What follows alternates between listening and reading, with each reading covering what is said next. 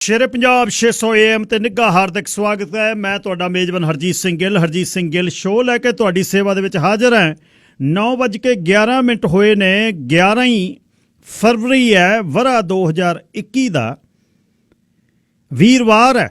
30 ਮਾਘ ਨਾਨਕ ਸੰਮਤ 552। ਨਿੱਘਾ ਹਾਰਦਿਕ ਸਵਾਗਤ ਹੈ ਜੀ। ਪਾਣੀ ਗਰਮ ਹੋਣ ਲੱਗਿਆ, ਮਾੜਾ ਜਿਹਾ AC ਲਾ ਕੇ ਵੇਖ ਲਓ। ਅੱਜ ਦੇ ਸ਼ੇਰੇ ਪੰਜਾਬ ਦੇ ਇਸ ਸ਼ੋਅ ਦੇ ਵਿੱਚ, ਹਰਜੀਤ ਸਿੰਘ ਗਿੱਲ ਸ਼ੋਅ ਦੇ ਵਿੱਚ ਪਹਿਲੇ ਹਿੱਸੇ ਦੇ ਵਿੱਚ ਦੇਸ਼ ਪੰਜਾਬ ਦੇ ਝਰੋਖੇ ਦੇ ਵਿੱਚੋਂ ਨਵਕਿਰਨ ਸਿੰਘ ਪੱਤੀ ਗੱਲਬਾਤ ਕਰਨਗੇ।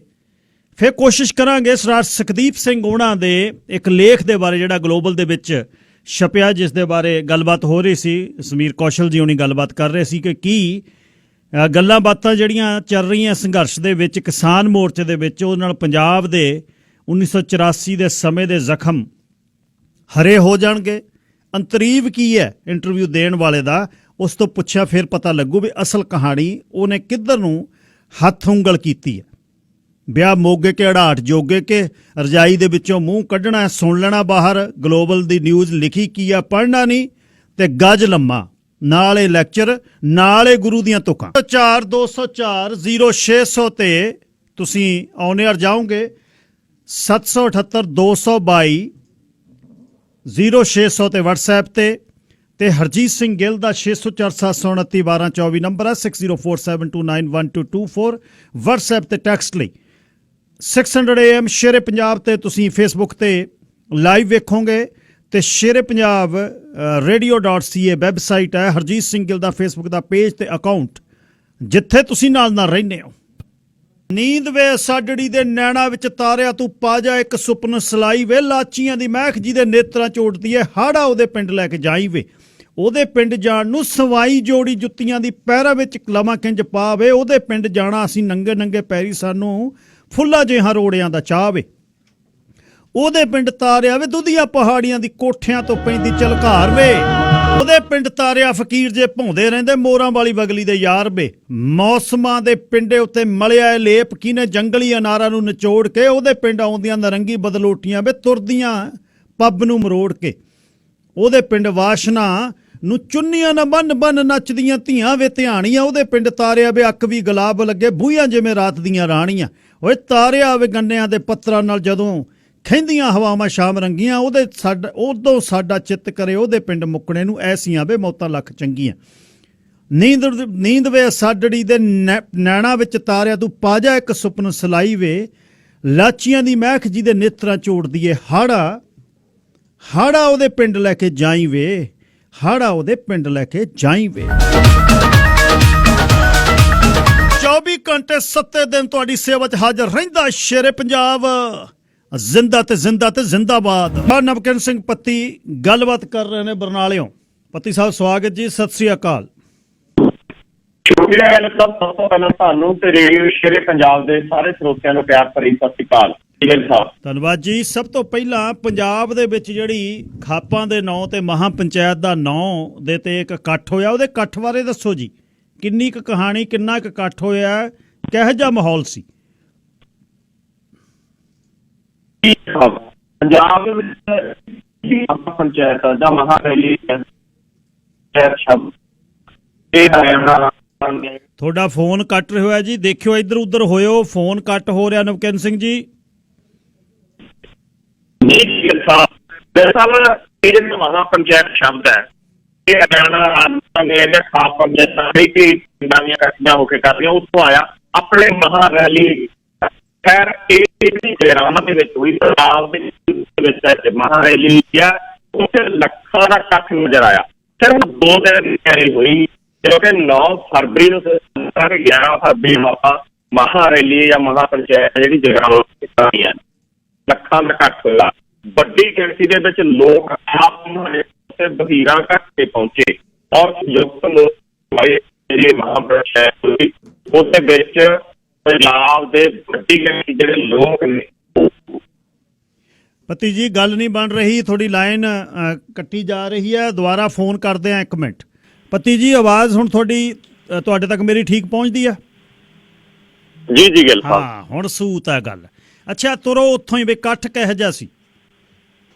ਜੀ ਗੱਲ ਸਾਹਿਬ, ਹਰਿਆਣਾ उत्तर प्रदेश राजस्थान तो बाद ਜਿਹੜੀ ਪੰਜਾਬ 'ਚ ਮਹਾ ਪੰਚਾਇਤ ਹੋਈ ਆ, ਇਹਦੇ 'ਚ ਲੱਖਾਂ ਦਾ ਇਕੱਠ ਹੋਇਆ। 2 ਦਿਨ ਦੀ ਤਿਆਰੀ ਦੇ ਵਿੱਚ ਲੋਕ ਆਪ ਮੁਹਾਰੇ ਤੌਰ ਤੇ ਬਹੀਰਾਂ ਘੱਟ ਕੇ ਪੁੱਜੇ, ਕਿਉਂਕਿ ਦਿੱਲੀ ਦੀਆਂ ਸੜਕਾਂ ਦੇ ਉੱਤੇ ਜਿਹੜਾ ਪੰਜਾਬ ਦਾ ਇਕੱਠ ਹੋਇਆ ਉਹ ਲੱਖਾਂ ਦਾ, ਆਪਣੀ ਗਿਣਤੀ ਕਰੋੜਾਂ ਦੀ ਆ। ਤਾਂ ਇੱਥੇ ਜਿਹੜਾ ਇਕੱਠ ਜੁੜਿਆ ਉਹ ਆਪ ਮੁਹਾਰੇ ਤੌਰ ਦੇ ਉੱਤੇ ਮੈਂ ਦੇਖ ਰਿਹਾ ਸੀ, ਕੋਈ ਮੋਟਰਸਾਈਕਲ ਦੇ ਉੱਤੇ, ਕੋਈ ਟਰੈਕਟਰ ਟਰਾਲੀ ਲੈ ਕੇ, ਕੋਈ ਕਾਰ ਤੇ, ਕੋਈ ਬੱਸ ਲਈ ਜਾਂਦਾ। ਆਪ ਮੁਹਾਰੇ ਤੌਰ ਦੇ ਉੱਤੇ ਲੋਕ ਇਸ ਇਕੱਠ ਦੇ ਵਿੱਚ ਸ਼ਾਮਲ ਹੋਏ।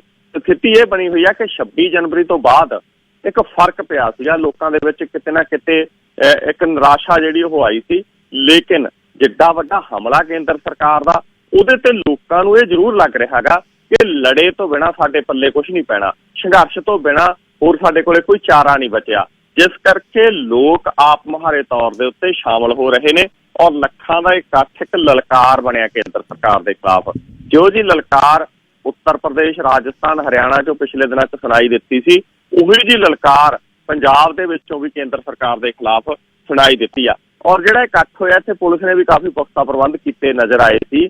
ਔਰ ਇਸ ਇਕੱਠ ਦੇ ਵਿੱਚ ਬਲਵੀਰ ਸਿੰਘ ਰਾਜੇਵਾਲ, ਜੋਗਿੰਦਰ ਸਿੰਘ ਅਗਰਾਹਾਂ, ਕੁਲਵੰਤ ਸਿੰਘ, ਇਸ ਤੋਂ ਇਲਾਵਾ ਮਨਜੀਤ ਸਿੰਘ ਧਨੇਰ ਤੇ ਹੋਰ ਕਾਫੀ ਆਗੂ ਨੇ ਜਿਹੜੇ ਇਕੱਠ ਨੂੰ ਸੰਬੋਧਨ ਕਰਦੇ ਨਜ਼ਰ ਆਏ। ਔਰ ਇਹ ਜਿਹੜੀ ਮਹਾ ਪੰਚਾਇਤ ਹੋਈ ਆ, ਇਸ ਮਹਾ ਪੰਚਾਇਤ ਦੇ ਵਿੱਚ ਇਹ ਤੈਅ ਹੋਇਆ ਕਿ ਆਉਣ ਵਾਲੇ ਦਿਨਾਂ 'ਚ ਦਿੱਲੀ ਦੀ ਹੱਦਾਂ ਦੇ ਉੱਤੇ ਇਕੱਠ ਹੋਰ ਵਧਾਇਆ ਜਾਊਗਾ। ਔਰ ਜਿਹੜੇ ਸੱਦੇ ਸੰਯੁਕਤ ਕਿਸਾਨ ਮੋਰਚੇ ਨੇ ਦਿੱਤੇ ਨੇ, ਚਾਹੇ ਉਹ ਰੇਲਾਂ ਜਾਮ ਕਰਨ ਦਾ ਹੋਵੇ, ਚਾਹੇ ਉਹ ਮਸ਼ਾਲ ਮਾਰਚ ਕਰਨ ਦਾ ਹੋਵੇ, ਚਾਹੇ ਉਹ ਪਿੰਡਾਂ ਦੇ ਵਿੱਚ ਰੈਲੀਆਂ ਕਰਨ ਦਾ ਹੋਵੇ, ਉਹ ਲਗਾਤਾਰ ਜਾਰੀ ਰਹਿਣਗੇ। ਭਾਰਤੀ ਜਨਤਾ ਪਾਰਟੀ ਦੇ ਆਗੂਆਂ ਦਾ ਘਰਾਓ ਲਗਾਤਾਰ ਜਾਰੀ ਰਹੂ, ਟੋਲ ਪਲਾਜ਼ੇ ਲਗਾਤਾਰ ਫ੍ਰੀ ਜਾਰੀ ਰਹਿਣਗੇ। ਤਾਂ ਇਹ ਕਾਫੀ ਸੱਦੇ ਨੇ ਜਿਹੜੇ ਉਸ ਮਹਾ ਪੰਚਾਇਤ ਦੇ ਵਿੱਚ ਦਿੱਤੇ ਗਏ ਨੇ। ਔਰ ਮੈਨੂੰ ਇਹ ਵੀ ਪਤਾ ਲੱਗਿਆ ਕਿ ਆਉਣ ਵਾਲੇ ਦਿਨਾਂ ਦੇ ਵਿੱਚ ਸੰਯੁਕਤ ਕਿਸਾਨ ਮੋਰਚੇ ਵੱਲੋਂ 5 ਹੋਰ ਮਹਾ ਪੰਚਾਇਤਾਂ ਦਾ ਜਿਹੜਾ ਐਲਾਨ ਹੈ ਉਹ ਕੀਤਾ ਗਿਆ ਗਾ। ਇਹਦੇ 'ਚ ਗਿੱਲ ਸਾਹਿਬ 12 ਫਰਵਰੀ ਨੂੰ ਜਿਹੜਾ ਮੁਰਾਦਾਬਾਦ, ਬਿਲਾਰੀ ਦੇ ਵਿੱਚ ਤੇ PDM ਕਾਲਜ ਬਹਾਦਰਗੜ੍ਹ ਦੇ ਵਿੱਚ ਮਹਾ ਪੰਚਾਇਤ ਕਰਨ ਦਾ ਐਲਾਨ ਕੀਤਾ ਗਿਆ। 18 ਫਰਵਰੀ ਨੂੰ ਰਾਏ ਸਿੰਘ ਨਗਰ, ਸ਼੍ਰੀ ਗੰਗਾ ਨਗਰ, ਰਾਜਸਥਾਨ ਦੇ ਵਿੱਚ ਜਿਹੜਾ ਮਹਾ ਪੰਚਾਇਤ ਕਰਨ ਦਾ ਫੈਸਲਾ ਕੀਤਾ ਗਿਆ। 19 ਫਰਵਰੀ ਨੂੰ ਰਾਜਸਥਾਨ ਦੇ ਹਨੂਮਾਨਗੜ੍ਹ ਦੇ ਵਿੱਚ ਤੇ 23 ਫਰਵਰੀ ਨੂੰ ਰਾਜਸਥਾਨ ਦੇ ਸੀਕਰ ਦੇ ਵਿੱਚ ਮਹਾ ਪੰਚਾਇਤਾਂ ਨੇ ਜਿਹੜੀਆਂ ਉਹ ਕਰਨ ਦਾ ਫੈਸਲਾ ਕੀਤਾ ਗਿਆ। ਤਾਂ ਹੁਣ ਮੁੱਖ ਤੌਰ ਦੇ ਉੱਤੇ ਰਾਜਸਥਾਨ ਦੇ ਉੱਤੇ ਕੇਂਦਰਿਤ ਹੋਣਾ ਹੈ, ਕਿਉਂਕਿ 12 ਫਰਵਰੀ ਤੋਂ ਰਾਜਸਥਾਨ ਦੇ ਸਾਰੇ ਟੋਲ ਪਲਾਜ਼ੇ ਨੇ ਜਿਹੜੇ ਉਹ ਫ੍ਰੀ ਕਰਵਾ ਦਿੱਤੇ ਜਾਣੇ ਨੇ, ਜਿਵੇਂ ਪੰਜਾਬ ਤੇ ਹਰਿਆਣਾ ਦੇ ਵਿੱਚ ਹੋਏ ਨੇ। ਤੇ ਹੁਣ ਇਹ ਕਿਸਾਨ ਅੰਦੋਲਨ ਇੱਕ ਵੱਡਾ ਅੰਦੋਲਨ ਬਣਦਾ ਜਾ ਰਿਹਾ ਹੈ। ਜੀ ਗਿੱਲ ਸਾਹਿਬ, ਅੱਛਾ, ਇਸ ਅੰਦੋਲਨ ਦੇ ਬਾਰੇ ਜਾਂ ਭਾਰਤ ਦੇ ਵਿੱਚ ਹੁੰਦੀ ਕੋਈ ਵੀ ਘਟਨਾ ਦੇ ਬਾਰੇ ਜਦ ਬਾਹਰਲਾ ਮੀਡੀਆ ਗੱਲਬਾਤ ਕਰਦਾ ਹੈ, ਚਾਹੇ ਹੋਰ ਕੌਮਾਂਤਰੀ ਕਿਸੇ ਦੇਸ਼ ਦਾ ਮੀਡੀਆ ਹੋਵੇ ਜਾਂ ਭਾਰਤ ਤੋਂ ਆਏ ਅਸੀਂ ਜਿਹੜੇ ਇੱਥੇ ਬੈਠੇ ਆ ਇੱਥੋਂ ਗੱਲਾਂ ਕਰਦੇ ਆ, ਤਾਂ ਉਹਨਾਂ ਦੇ ਵਿੱਚੋਂ, ਕਿਉਂਕਿ 2 ਕਿਸਮ ਦੀ ਇੱਥੇ ਅੰਤਰੀਬ ਹੈ, ਇਹ ਲੱਗਣ ਲੱਗ ਜਾਂਦਾ ਹੈ ਕਿ ਇਹ ਬੰਦਾ ਪ੍ਰੋ ਇੰਡੀਅਨ ਹੈ, ਇਹ ਅਗੇਂਸਟ ਇੰਡੀਆ। ਇਸ ਤਰ੍ਹਾਂ ਨਹੀਂ ਗੱਲ ਹੁੰਦੀ। ਖਬਰ ਹੈ, ਖਬਰ ਨੂੰ ਪੇਸ਼ ਕਰਨ ਦਾ ਕਿਸ ਦਾ ਢੰਗ ਹੋਰ ਹੈ, ਕਿਸ ਦਾ ਢੰਗ ਜਿਹੜਾ ਹੋਰ ਹੈ। ਤੇ ਕਿਸੇ ਪੱਤਰਕਾਰ ਦੇ ਕਹੇ ਕੁਛ ਨਹੀਂ ਚੇਂਜ ਹੁੰਦਾ। ਜੇ ਤੁਸੀਂ ਕਹੋ ਵੀ ਮੈਂ ਆਹ ਚੇਂਜ ਕਰ ਦੂੰ, ਮੈਂ ਆਹ ਚੇਂਜ ਕਰ ਦੂੰ, ਲੋਕ ਬਹੁਤ ਸਿਆਣੇ ਆ। ਇੱਕ ਵਾਸ਼ਿੰਗਟਨ ਪੋਸਟ ਦੀ ਰਿਪੋਰਟ ਹੈ ਮਹਾਰਾਸ਼ਟਰ ਦੇ ਪੂਨੇ ਦੇ ਭੀਮਾ ਕੋਰੇਗਾਂਵ ਕੇਸ ਦੇ ਬਾਰੇ। ਉਸ ਰਿਪੋਰਟ ਨੂੰ ਜਿਹੜਾ ਵਾਸ਼ਿੰਗਟਨ ਪੋਸਟ 'ਚ ਛਪੀ ਹੈ, ਉਹਨੂੰ ਤੁਸੀਂ ਇੱਥੇ ਲੋਕ ਕਿਵੇਂ ਲੈਂਦੇ ਆ? ਜੀ ਗੱਲ ਸਾਹਿਬ, ਦੇਖੋ ਇਹ ਬੜਾ ਗੰਭੀਰ ਮਾਮਲਾ ਗਾ, ਕਿਉਂਕਿ ਪਿਛਲੇ ਦਿਨਾਂ ਤੋਂ ਭੀਮਾ ਕੋਰੇਗਾਂਵ ਦਾ ਮਸਲਾ ਜਿਹੜਾ ਉਹ ਚਰਚਾ ਦਾ ਵਿਸ਼ਾ ਬਣਿਆ ਹੋਇਆ ਗਾ। ਦਰਅਸਲ ਮੈਂ ਇਹਦੀ ਜੇ ਬੈਕਗਰਾਊਂਡ ਦੱਸਾਂ, 2018 ਦੀ ਗੱਲ ਹੈ ਗੱਲ ਸਾਹਿਬ, ਇਹ 2 ਸਾਲ ਪਹਿਲਾਂ ਦੀ। ਭੀਮਾ ਕੋਰੇਗਾਂਵ ਦੇ ਵਿੱਚ ਇੱਕ ਹਿੰਸਕ ਮਾਮਲਾ ਗਾ ਜਿਹੜਾ ਉਹ ਸਾਹਮਣੇ ਆਇਆ ਸੀ। ਭੀਮਾ ਕੋਰੇਗਾਂਵ ਇਤਿਹਾਸਕ ਇੱਕ ਜਗ੍ਹਾ ਹੈਗੀ, ਔਰ ਭੀਮਾ ਕੋਰੇਗਾਂਵ ਦਾ ਇਤਿਹਾਸ ਆ ਜਿਹੜਾ ਉਹ ਅੰਗਰੇਜ਼ ਹਕੂਮਤ ਦੇ ਨਾਲ ਜੁੜਦਾ ਹੈ, ਕਿਉਂਕਿ ਭੀਮਾ ਕੋਰੇਗਾਂਵ ਦੇ ਵਿੱਚ ਅੰਗਰੇਜ਼ਾਂ ਦੀ ਜਿਹੜੀ ਮਹਾਰ ਬਟਾਲੀਅਨ ਸੀ ਤੇ ਪੇਸ਼ਵਾ ਫੌਜਾਂ ਸੀ ਜਿਹੜੀਆਂ, ਉਹਨਾਂ ਵਿਚਕਾਰ ਇੱਕ ਜੰਗ ਹੋਈ ਸੀ।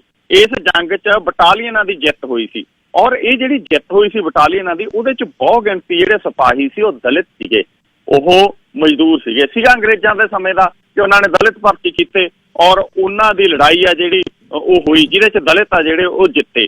ਇਸੇ ਜਿੱਤ ਦੀ 200ਵੀਂ ਵਰ੍ਹੇਗੰਢ ਮੌਕੇ ਜਿਹੜੀ ਉਹ ਹਿੰਸਾ ਹੋਈ ਸੀ, ਭੀਮ ਰਾਓ ਅੰਬੇਦਕਰ ਹੋਰਾਂ ਦੇ ਸਮੇਂ ਤੋਂ ਇਹ ਮਨਾਈ ਜਾਂਦੀ ਹੈ ਦਲਿਤ ਭਾਈਚਾਰੇ ਦੇ ਵੱਲੋਂ। ਤਾਂ ਜਦੋਂ ਭੀਮਾ ਕੋਰੇਗਾਂਵ ਦੇ ਵਿੱਚ ਇਹ ਮਨਾਈ ਜਾ ਰਹੀ ਸੀ ਤਾਂ ਉਸ ਵਕਤ, ਕਿਉਂਕਿ BJP ਦੀ ਹਕੂਮਤ ਹੈ, ਉਹਨਾਂ ਨੂੰ ਲੱਗਦਾ ਸੀ ਕਿ ਅਸੀਂ ਮਸੀਂ ਜਿੱਤ ਕੇ ਭਾਰਤ ਦੇ ਰਾਸ਼ਟਰਵਾਦ ਦੇ ਉੱਤੇ ਕਾਬਜ਼ ਹੋਏ ਹਾਂ। ਔਰ ਦਲਿਤ ਇਹ ਕਿਉਂ ਮਨਾਉਂਦੇ ਨੇ? ਕਿਉਂਕਿ ਉਹਨਾਂ ਨੂੰ ਲੱਗਦਾ ਸੀ ਕਿ ਮਰਾਠਿਆਂ ਨੂੰ ਇਹਦੇ ਵਿੱਚ ਜਿਹੜਾ ਉਹ ਨੀਚਾ ਦਿਖਾਇਆ ਜਾਂਦਾ। ਜਿਸ ਤੋਂ ਬਾਅਦ ਉਹਨਾਂ ਨੇ ਆਪਣੇ ਕੁਝ ਬੰਦੇ ਭੇਜੇ ਔਰ ਭੀਮਾ ਕੋਰੇਗਾਂਵ ਦੇ ਵਿੱਚ ਜਿਹੜੀ ਉਹ ਹਿੰਸਾ ਨੂੰ ਅੰਜਾਮ ਦਿੱਤਾ। ਉਸ ਤੋਂ ਬਾਅਦ ਲਗਾਤਾਰ ਕਿਉਂਕਿ ਇਹ ਘਟਨਾਕ੍ਰਮ ਆ ਜਿਹੜਾ ਮੈਂ ਕਿਸਾਨ ਅੰਦੋਲਨ ਦੇ ਨਾਲ ਵੀ ਜੁੜਦਾ ਦੇਖੂੰਗਾ ਕਿ ਕਿਸੇ ਦੀ ਜਦੋਂ ਗ੍ਰਿਫਤਾਰੀ ਹੁੰਦੀ ਆ ਉਸ ਤੋਂ ਬਾਅਦ ਇੱਕ ਸਿਲਸਿਲਾ ਸ਼ੁਰੂ ਹੁੰਦਾ ਹੈ ਔਰ ਉਹ ਸਿਲਸਿਲੇ ਦੇ ਵਿੱਚ ਧੜਾ-ਧੜ ਗ੍ਰਿਫਤਾਰੀਆਂ ਹੁੰਦੀਆਂ ਨੇ ਤੇ ਇਵੇਂ ਜਿਵੇਂ ਭੀਮਾ ਕੋਰੇਗਾਂਵ ਕੇਸ ਦੇ ਵਿੱਚ ਹੋਇਆ ਧੜਾ-ਧੜ ਗ੍ਰਿਫਤਾਰੀਆਂ ਹੋਈਆਂ। ਅਮਰੀਕਾ ਦੀ ਵਕੀਲ ਇੱਥੇ ਭਾਰਤ 'ਚ ਪ੍ਰੈਕਟਿਸ ਕਰਦੀ ਸੀ ਸੁਧਾ ਭਾਰਦਵਾਜ ਜਾ ਕੇ ਜੇਲ੍ਹ 'ਚ ਬੰਦ ਕਰਤੀ। ਟੌਪ ਮੋਸਟ ਰਾਈਟਰ ਜਰਨਲਿਸਟ ਆ ਜਿਹੜਾ ਉਹ ਚੱਕ ਕੇ ਜੇਲ੍ਹ ਦੇ ਵਿੱਚ ਬੰਦ ਕਰ ਦਿੱਤੇ ਗਏ। ਰੋਨਾ ਵਿਲਸਨ ਵਰਗੇ ਜੇਲ੍ਹ 'ਚ ਬੰਦ ਕਰ ਦਿੱਤੇ ਗਏ। ਵਕੀਲ ਕਾਫੀ ਵੱਡੇ ਨੇ ਜਿਹੜੇ ਉਹ ਚੱਕ ਕੇ ਜੇਲ੍ਹ 'ਚ ਬੰਦ ਕਰ ਦਿੱਤੇ ਗਏ। ਔਰ ਇਸੇ ਦੇ ਵਿੱਚ ਇੱਕ ਵਿਅਕਤੀ ਰੋਨਾ ਵਿਲਸਨ ਜਿਹੜਾ PhD ਕਰਦਾ ਸੀਗਾ ਦਿੱਲੀ ਤੋਂ, ਉਹਦਾ ਨਾਂ ਸਾਹਮਣੇ ਆਇਆ। ਉਹਦਾ ਗਿੱਲ ਸਾਹਿਬ ਇਹਨਾਂ ਨੇ ਲੈਪਟਾਪ ਲੈ ਕੇ ਚੱਕ ਕੇ ਪੁਲਿਸ ਵਾਲੇ ਔਰ ਉਸ ਤੋਂ ਬਾਅਦ ਇਹਨਾਂ ਨੇ ਕਿਹਾ ਵੀ ਇਹਦੇ ਲੈਪਟਾਪ ਦੇ ਵਿੱਚੋਂ ਸਾਨੂੰ ਕਾਫੀ ਮਟੀਰੀਅਲ ਮਿਲਿਆ ਜਿਹਦੇ 'ਚ ਪ੍ਰਧਾਨ ਮੰਤਰੀ ਨਰਿੰਦਰ ਮੋਦੀ ਨੂੰ ਮਾਰਨ ਦੀ ਸਾਜ਼ਿਸ਼ ਜਿਹੜੀ ਰਚੀ ਗਈ ਉਹ ਸਾਡੇ ਸਾਹਮਣੇ ਆਈ ਆ। ਉਸ ਤੋਂ ਬਾਅਦ ਇਹ ਕੇਸ ਚੱਲਿਆ ਤਾਂ ਇਸ ਕੇਸ ਦੇ ਵਿੱਚ ਜਿਹੜੇ ਭਾਰਤ ਦੇ ਸੀਨੀਅਰ ਮੋਸਟ ਵਕੀਲ ਸੀ ਉਹਨਾਂ ਨੇ ਅਮਰੀਕਾ ਦੀ ਬਾਰ ਐਸੋਸੀਏਸ਼ਨ ਦੇ ਨਾਲ ਜਿਹੜਾ ਉਹ ਸੰਪਰਕ ਕੀਤਾ ਔਰ ਅਮਰੀਕਾ ਦੀ ਬਾਰ ਐਸੋਸੀਏਸ਼ਨ ਨੂੰ ਉਹ ਲੈਪਟਾਪ ਦੀ ਜਿਹੜੀ ਹਾਰਡ ਡਿਸਕ ਹੈ ਉਹ ਭੇਜੀ। ਉਹਨਾਂ ਨੇ ਇੱਥੇ ਅਮਰੀਕਾ ਦੇ ਵਿੱਚ ਕਾਫੀ ਜਿਹੜੀ ਇੱਕ ਲੈਬ ਦੀ ਰਿਪੋਰਟ ਮੁਤਾਬਕ ਜਿਹੜੀ ਅਮਰੀਕਾ ਦੀ ਲੈਬ ਦੀ ਰਿਪੋਰਟ ਮੁਤਾਬਕ ਇੱਕ ਮੈਲਵੇਅਰ ਇੱਕ ਵਾਇਰਸ ਆ ਜਿਹੜਾ ਉਹ ਲੈਪਟਾਪ ਦੇ ਵਿੱਚ ਭੇਜਿਆ ਗਿਆ ਔਰ ਉਸ ਵਾਇਰਸ ਦੇ ਰਾਹੀਂ ਲੈਪਟਾਪ ਦੇ ਵਿੱਚ ਇਹ ਚੀਜ਼ਾਂ ਨੇ ਜਿਹੜੀਆਂ ਉਹ ਏਜੰਸੀਆਂ ਨੇ ਰਖਵਾਈਆਂ ਔਰ ਉਸ ਤੋਂ ਬਾਅਦ ਉਹਨੂੰ ਵਿਅਕਤੀ ਨੂੰ ਗ੍ਰਿਫਤਾਰ ਕਰਕੇ ਔਰ ਸਾਰਾ ਕੁਛ ਆ ਜਿਹੜਾ ਉਹਦੇ ਸਿਰ ਮੜ ਦਿੱਤਾ ਗਿਆ।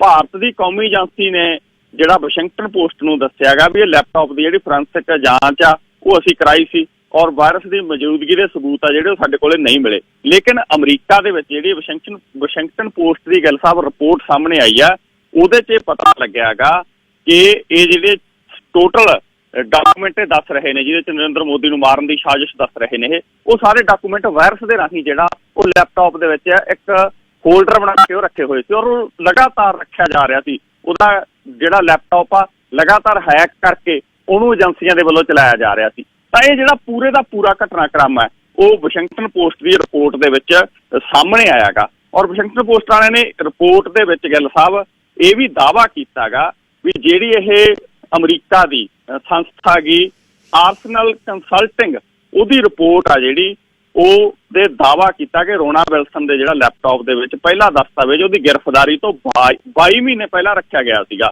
ਔਰ ਪਟੀਸ਼ਨ ਦੇ ਵਿੱਚ ਇਹ ਕਿਹਾ ਗਿਆ ਗਾ ਕਿ ਇੱਕ ਹਮਲਾਵਰ ਜਾਣੀ ਕਿ ਜਿਹੜਾ ਸਾਈਬਰ ਆ ਉਹਨੇ ਨੈਟਵਾਇਰ ਨਾਮ ਦੇ ਵਾਇਰਸ ਦੀ ਵਰਤੋਂ ਕੀਤੀ ਜਿਸ ਰਾਹੀਂ ਪਹਿਲਾਂ ਵਿਲਸਨ ਦੀ ਜਸੂਸੀ ਕੀਤੀ ਗਈ ਅਤੇ ਬਾਅਦ ਦੇ ਵਿੱਚ ਮੈਲਵੇਅਰ ਰਾਹੀਂ ਜਿਹੜਾ ਰਿਮੋਟਲੀ ਦੂਰੋਂ ਹੀ ਫਾਈਲਾਂ ਜਿਹੜੀਆਂ ਉਹਦੇ ਲੈਪਟਾਪ ਦੇ ਵਿੱਚ ਰੱਖ ਦਿੱਤੀਆਂ ਗਈਆਂ ਜਿਨ੍ਹਾਂ 'ਚ ਸਬੂਤ ਵਜੋਂ ਜਿਹੜੇ ਪੇਸ਼ ਕੀਤੇ 10 ਦਸਤਾਵੇਜ਼ ਆ ਜਿਹੜੇ ਉਹ ਸ਼ਾਮਲ ਆ। ਉਹਨਾਂ ਨੇ ਇੱਕ ਫੋਲਡਰ 'ਚ ਰੱਖਿਆ ਗਿਆ ਸੀ ਜੋ ਹਿਡਨ ਤਰੀਕੇ ਦੇ ਨਾਲ ਉਹਦੇ ਲੈਪਟਾਪ ਦੇ ਵਿੱਚ ਰੱਖੇ ਗਏ ਸੀਗੇ ਔਰ ਅੱਜ ਦੇ ਵਿੱਚ ਰਿਪੋਰਟ ਦੇ ਹਵਾਲੇ ਨਾਲ ਦਾਅਵਾ ਵੀ ਕੀਤਾ ਗਿਆ ਕਿ ਵਿਲਸਨ ਦਾ ਜਿਹੜਾ ਲੈਪਟਾਪ ਆ ਕਈ ਵਾਰ ਰਿਮੋਟਲੀ ਕੰਟਰੋਲ ਕੀਤਾ ਗਿਆ।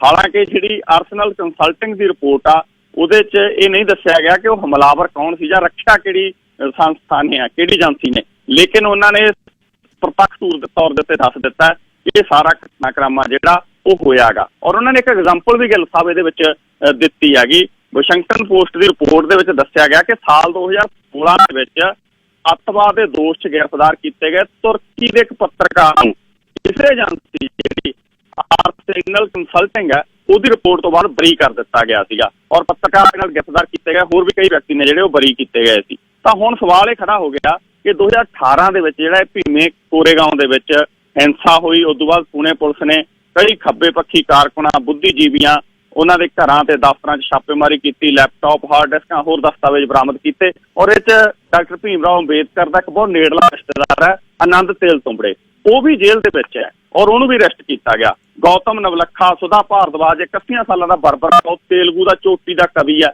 ਉਹਨੂੰ ਵੀ ਜੇਲ੍ਹ ਦੇ ਵਿੱਚ ਬੰਦ ਕੀਤਾ ਹੋਇਆ। ਤਾਂ ਹੁਣ ਇਹ ਜਿਹੜੀ ਸਰਕਾਰ ਦੀ ਇਸ ਤਰ੍ਹਾਂ ਦੀ ਵਾਸ਼ਿੰਗਟਨ ਪੋਸਟ ਦੇ ਵਿੱਚ ਰਿਪੋਰਟ ਛਪੀ ਹੈ ਜਿਹਦੇ 'ਚ ਇਉਂ ਪਤਾ ਲੱਗਦਾ ਕਿ ਏਜੰਸੀਆਂ ਕਿਸ ਤਰੀਕੇ ਦੇ ਨਾਲ ਅੱਜ ਕੱਲ੍ਹ ਆਪਰੇਟ ਕਰ ਰਹੀਆਂ ਨੇ। ਜੀ ਗਿੱਲ ਸਾਹਿਬ, ਤਨਮਨਦੀਪ ਸਿੰਘ ਢੇਸੀ ਨੇ ਦੁਬਾਰਾ ਫੇਰ ਬਲੈਤ 'ਚ ਗੱਲ ਕੀਤੀ ਹੈ ਜੀ, ਕੀ ਕਿਹਾ ਉਹਨਾਂ ਨੇ ਹੁਣ?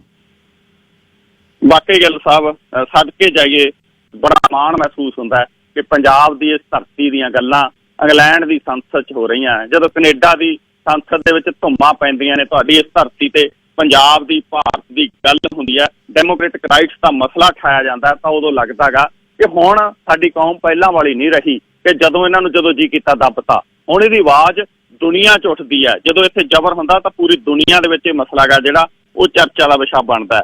ਹੁਣ ਅੱਜ ਫਿਰ ਤਨਮਨਜੀਤ ਸਿੰਘ ਢੇਸੀ ਹੋਰਾਂ ਦੇ ਵੱਲੋਂ ਇੰਗਲੈਂਡ ਦੀ ਸੰਸਦ ਦੇ ਵਿੱਚ ਕਿਸਾਨੀ ਮੁੱਦੇ ਬਾਰੇ ਜਿਹੜਾ ਉਹ ਸਵਾਲ ਚੁੱਕਿਆ ਗਿਆ ਗਾ। ਉਹਨਾਂ ਨੇ ਇਹ ਵੀ ਦੱਸਿਆ ਵੀ 100 ਸੰਸਦ ਮੈਂਬਰਾਂ ਨੇ ਚਿੱਠੀ ਲਿਖੀ ਆ ਔਰ ਕਿੰਨੇ ਲੋਕਾਂ ਨੇ ਜਿਹੜਾ ਉਹ ਪ੍ਰਧਾਨ ਮੰਤਰੀ ਨੂੰ ਇੰਗਲੈਂਡ ਦੇ ਨੂੰ ਦਸਤਖਤਾਂ ਵਾਲੀ ਇੱਕ ਆਨਲਾਈਨ ਪਟੀਸ਼ਨ ਭੇਜੀ ਹੈ, ਇਸ ਕਰਕੇ ਇਹਦੇ ਤੇ ਚਰਚਾ ਕਰਾਈ ਜਾਵੇ। ਔਰ ਤਨਮਨਜੀਤ ਢੇਸੀ ਹੋਰਾਂ ਨੇ ਪਾਰਲੀਮੈਂਟ ਦੇ ਵਿੱਚ ਖੜ ਕੇ ਕਿਹਾ ਗਾ ਕਿ ਕਿਸਾਨ ਅੰਦੋਲਨ ਦੌਰਾਨ ਨੌਦੀਪ ਕੌਰ ਵਰਗੇ ਸਮਾਜਿਕ ਕਾਰਕੁਨਾਂ ਤੇ ਪੱਤਰਕਾਰਾਂ ਨੂੰ ਜਿਹੜਾ ਉਹ ਪਰੇਸ਼ਾਨ ਕੀਤਾ ਜਾ ਰਿਹਾ। ਪੁਲਿਸ ਹਿਰਾਸਤ ਦੇ ਵਿੱਚ ਜਿਨਸੀ ਹਿੰਸਾ ਦਾ ਵੀ ਇਹਨਾਂ ਨੂੰ ਸਾਹਮਣਾ ਗਾ ਜਿਹੜਾ ਉਹ ਕਰਨਾ ਪੈ ਰਿਹਾ। ਉਹਨਾਂ ਨੇ ਪਾਰਲੀਮੈਂਟ 'ਚ ਇਸ ਮੁੱਦੇ ਤੇ ਚਰਚਾ ਕਰਨ ਦੀ ਪੇਸ਼ਕਸ਼ ਵੀ ਹੈ ਜਿਹੜੀ ਉਹ ਰੱਖੀ ਹੈ। ਢੇਸੀ ਨੇ ਕਿਹਾ ਗਾ ਕਿ ਭਾਰਤ 'ਚ ਕਿਸਾਨ ਅੰਦੋਲਨ ਪਿਛਲੇ ਕੁਝ ਮਹੀਨਿਆਂ ਤੋਂ ਚੱਲ ਰਿਹਾ ਤੇ ਇਸ ਨੇ ਸਾਡੀ ਚਿੰਤਾ ਵਧਾਈ ਹੈ।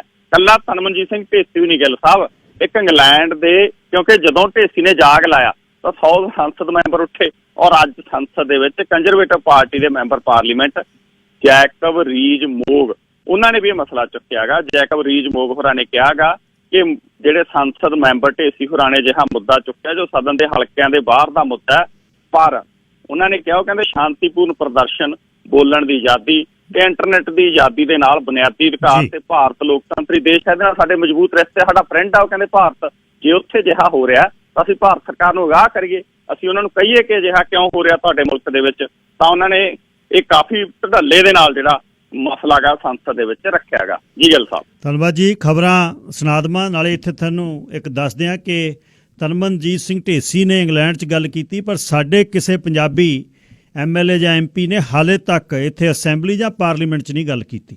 ਹਾਂ, ਗੋਰਿਆਂ ਨੇ, ਬ੍ਰੈਡ ਵਿਸ ਵਰਗੇ ਮੁੰਡਿਆਂ ਨੇ, ਐਬਸਫੋਰਡ ਦੇ MP ਨੇ ਕੰਜ਼ਰਵੇਟਿਵ ਦੇ, ਉਹਨਾਂ ਨੇ ਗੱਲ ਕੀਤੀ ਹੈ। ਮੁੜ ਕੇ ਆਇਆ ਖਬਰਾਂ ਤੋਂ ਬਾਅਦ ਵਾਪਸ, ਤੇ ਫਿਰ ਹੋਰ ਗੱਲਾਂ ਬਾਤਾਂ ਚੱਲਣਗੀਆਂ ਦੇਸ਼ ਪੰਜਾਬ ਦੇ ਝਰੋਖੇ 'ਚ। ਮੇਰੇ ਨਾਲ ਨਵਕਿਰਨ ਸਿੰਘ ਪੱਤੀ ਨੇ ਪੰਜਾਬ ਤੋਂ, ਦੇਸ਼ ਪੰਜਾਬ ਦੇ ਝਰੋਖੇ ਦੇ ਵਿੱਚੋਂ ਗੱਲਬਾਤ ਹੋ ਰਹੀ ਹੈ। ਅੱਛਾ ਨਵਕਿਰਨ ਸਿੰਘ ਜੀ, ਇਹ ਦੱਸਿਓ ਕਿ ਸੈਣੀ ਤੇ ਉਮਰਾ ਨੰਗਲ ਦਾ ਕੀ ਹਾਲ ਹੈ, ਕਿ ਉਹਨਾਂ ਦੀਆਂ ਜ਼ਮਾਨਤਾਂ ਦੀਆਂ ਅਰਜ਼ੀਆਂ ਰੱਦ ਹੋ ਗਈਆਂ ਜੀ? ਇਹਦਾ ਮਤਲਬ ਗ੍ਰਿਫਤਾਰੀ ਹੋਏਗੀ? ਜੀ ਗਿੱਲ ਸਾਹਿਬ, ਉਹਨਾਂ ਦੀ ਗ੍ਰਿਫਤਾਰੀ ਕਿਸੇ ਵੀ ਸਮੇਂ ਹੋ ਸਕਦੀ ਆ। ਬਾਈਬਲ ਕਲਾਂ ਗੋਲੀ ਕਾਂਡ ਮਾਮਲੇ ਦੇ ਵਿੱਚ ਸਾਬਕਾ DGP ਔਰ ਪੰਜਾਬ ਦੇ ਦਰਜਨਾਂ ਨੌਜਵਾਨਾਂ ਦੇ ਕਾਤਲ ਜਿਹੜੇ ਸਮੇਤ ਸੈਣੀ ਨੇ, ਉਹ ਤੇ IG ਪਰਮਰਾਜ ਸਿੰਘ ਉਮਰਾ ਨੰਗਲ, ਉਹਨਾਂ ਦੋਨਾਂ ਦੀ ਜ਼ਮਾਨਤ ਅਰਜ਼ੀ ਫਰੀਦਕੋਟ ਦੀ ਅਦਾਲਤ ਨੇ ਅੱਜ ਰੱਦ ਕਰ ਦਿੱਤੀ ਹੈ।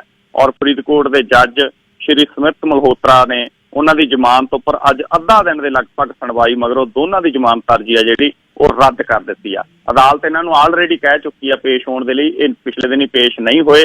ਇਹਦੇ ਅਰੈਸਟ ਵਾਰੰਟ ਵੀ ਸਮੀਰ ਸੈਣੀ ਦੇ ਜਾਰੀ ਹੋ ਚੁੱਕੇ ਨੇ ਤੇ ਜ਼ਮਾਨਤ ਅਰਜ਼ੀ ਵੀ ਰੱਦ ਹੋ ਚੁੱਕੀ ਆ। ਸੋ ਹੁਣ ਇਹ ਕਿਸੇ ਵੀ ਸਮੇਂ ਜਿਹੜਾ ਅਰੈਸਟ ਪੁਲਿਸ ਕਰ ਸਕਦੀ ਹੈ। ਜੀ ਗਿੱਲ ਸਾਹਿਬ, ਪਰ ਹਾਈ ਕੋਰਟ ਵਾਲਾ ਰਸਤਾ ਹਲੇ ਖੁੱਲ੍ਹਾ ਹੈ, ਸੁਪਰੀਮ ਕੋਰਟ ਵਾਲਾ ਵੀ ਖੁੱਲ੍ਹਾ ਹੈ। ਇੱਕ ਵਾਰ ਗਿੱਲ ਸਾਹਿਬ ਉੱਥੋਂ ਇਹ ਪਹਿਲਾਂ ਮੁੜ ਕੇ ਆ ਚੁੱਕਿਆ ਗਾ, ਲੇਕਿਨ ਹੁਣ ਜਿਸ ਤਰੀਕੇ ਦੇ ਨਾਲ, ਵੈਸੇ ਤਾਂ ਤਕੜੇ ਦਾ 37-100 ਆ ਭਾਰਤ ਦੀ ਜਿਹੜੀ ਕਾਨੂੰਨ ਪ੍ਰਣਾਲੀ ਹੈ, ਉਹਦੇ ਵਿੱਚ ਬਹੁਤ ਸਾਰੇ ਲੋਕ, ਆਪਾਂ ਪਿਛਲੇ ਕੇਸਾਂ ਦੇ ਵਿੱਚ ਵੀ ਸੰਜੇ ਦੱਤ, ਸਲਮਾਨ ਖਾਨ ਵਰਗਿਆਂ ਦੇ ਕੇਸਾਂ 'ਚ ਵੀ ਦੇਖਿਆ, ਸੁਮੇਧ ਸਿੰਘ ਸੈਣੀ ਦੇ ਪਿਛਲੇ ਸਮੇਂ ਦੇ ਵਿੱਚ ਦੇਖਿਆ ਗਾ ਕਿ ਇਹਨਾਂ ਨੂੰ ਰਾਹਤ ਆ ਜਿਹੜੀ ਕਿਤੇ ਨਾ ਕਿਤੇ ਵਕੀਲਾਂ ਦੀ ਇੱਕ ਫੌਜ ਖੜੀ ਕਰਕੇ ਇਹ ਚੋਰ ਮੋਰੀਆਂ ਦਾ ਲਾਹਾ ਗਾ ਜਿਹੜਾ ਉਹ ਲੈਂਦੇ ਆ ਰਹੇ ਨੇ। ਲੇਕਿਨ ਇੱਕ ਵਾਰ ਹੁਣ ਇਹ ਪੰਜਾਬ ਸਰਕਾਰ ਦੇ ਉੱਤੇ ਵੀ ਨਿਰਭਰ ਕਰਦਾ ਕਿ ਉਹ ਕਿੰਨੀ ਕੁ ਇਸ ਨੂੰ ਅਰੈਸਟ ਕਰਨ ਵਾਲੇ ਪਾਸੇ ਨੂੰ ਤੱਦੀ ਆ ਜਿਹੜੀ ਉਹ ਦਿਖਾਉਂਦੇ ਨੇ। ਤਾਂ ਇੱਕ ਵਾਰ ਤਾਂ ਇਹ ਹੈਗਾ ਕਿ ਇਹਨਾਂ ਦੀ ਜਿਹੜੀ ਜ਼ਮਾਨਤ ਦੀ ਅਰਜ਼ੀ ਆ ਉਹ ਰੱਦ ਹੋ ਚੁੱਕੀ ਹੈ ਔਰ ਇਹ ਅਰੈਸਟ ਹੋ ਸਕਦੇ ਨੇ। ਪਰ ਫਿਰ ਵੀ ਜੇ ਹੁਣ ਪੰਜਾਬ ਸਰਕਾਰ ਇਹਨਾਂ ਨੂੰ ਜਿਹੜਾ ਖੁੱਲੀ ਛੁੱਟੀ ਦੇ ਹੀ ਰੱਖੂਗੀ, ਫਿਰ ਇਹ ਅਗਲੀਆਂ ਜਿਹੜੀਆਂ ਅਦਾਲਤਾਂ ਨੇ ਉਹਨਾਂ ਦੇ ਵਿੱਚ ਪੈਰਵਾਈ ਕਰ ਹੀ ਸਕਦੇ ਨੇ। ਜੀ ਅੱਛਾ, ਇਸ ਦੇ ਨਾਲ ਹੀ ਦੱਸੋ ਵੀ ਯਾਰ ਸ਼ਹਿਰੀ ਚੋਣਾਂ ਦਾ ਇੰਨਾ ਕਿਉਂ ਨਵਕਿਰਨ ਹੋ ਗਿਆ? ਬੰਦੇ ਮਰ ਰਹੇ ਨੇ, ਮੋਗੇ ਗੋਲੀਆਂ ਚੱਲ ਗਈਆਂ ਤੇ ਬੜਾ ਕਸ਼ੀਦਗੀ ਆ। ਅੱਗੇ ਕਦੇ ਨਹੀਂ ਇਸ ਤਰ੍ਹਾਂ ਹੋਇਆ, ਇਸ ਵਾਰ ਕਿਉਂ ਹੋ ਰਿਹਾ ਹੈ?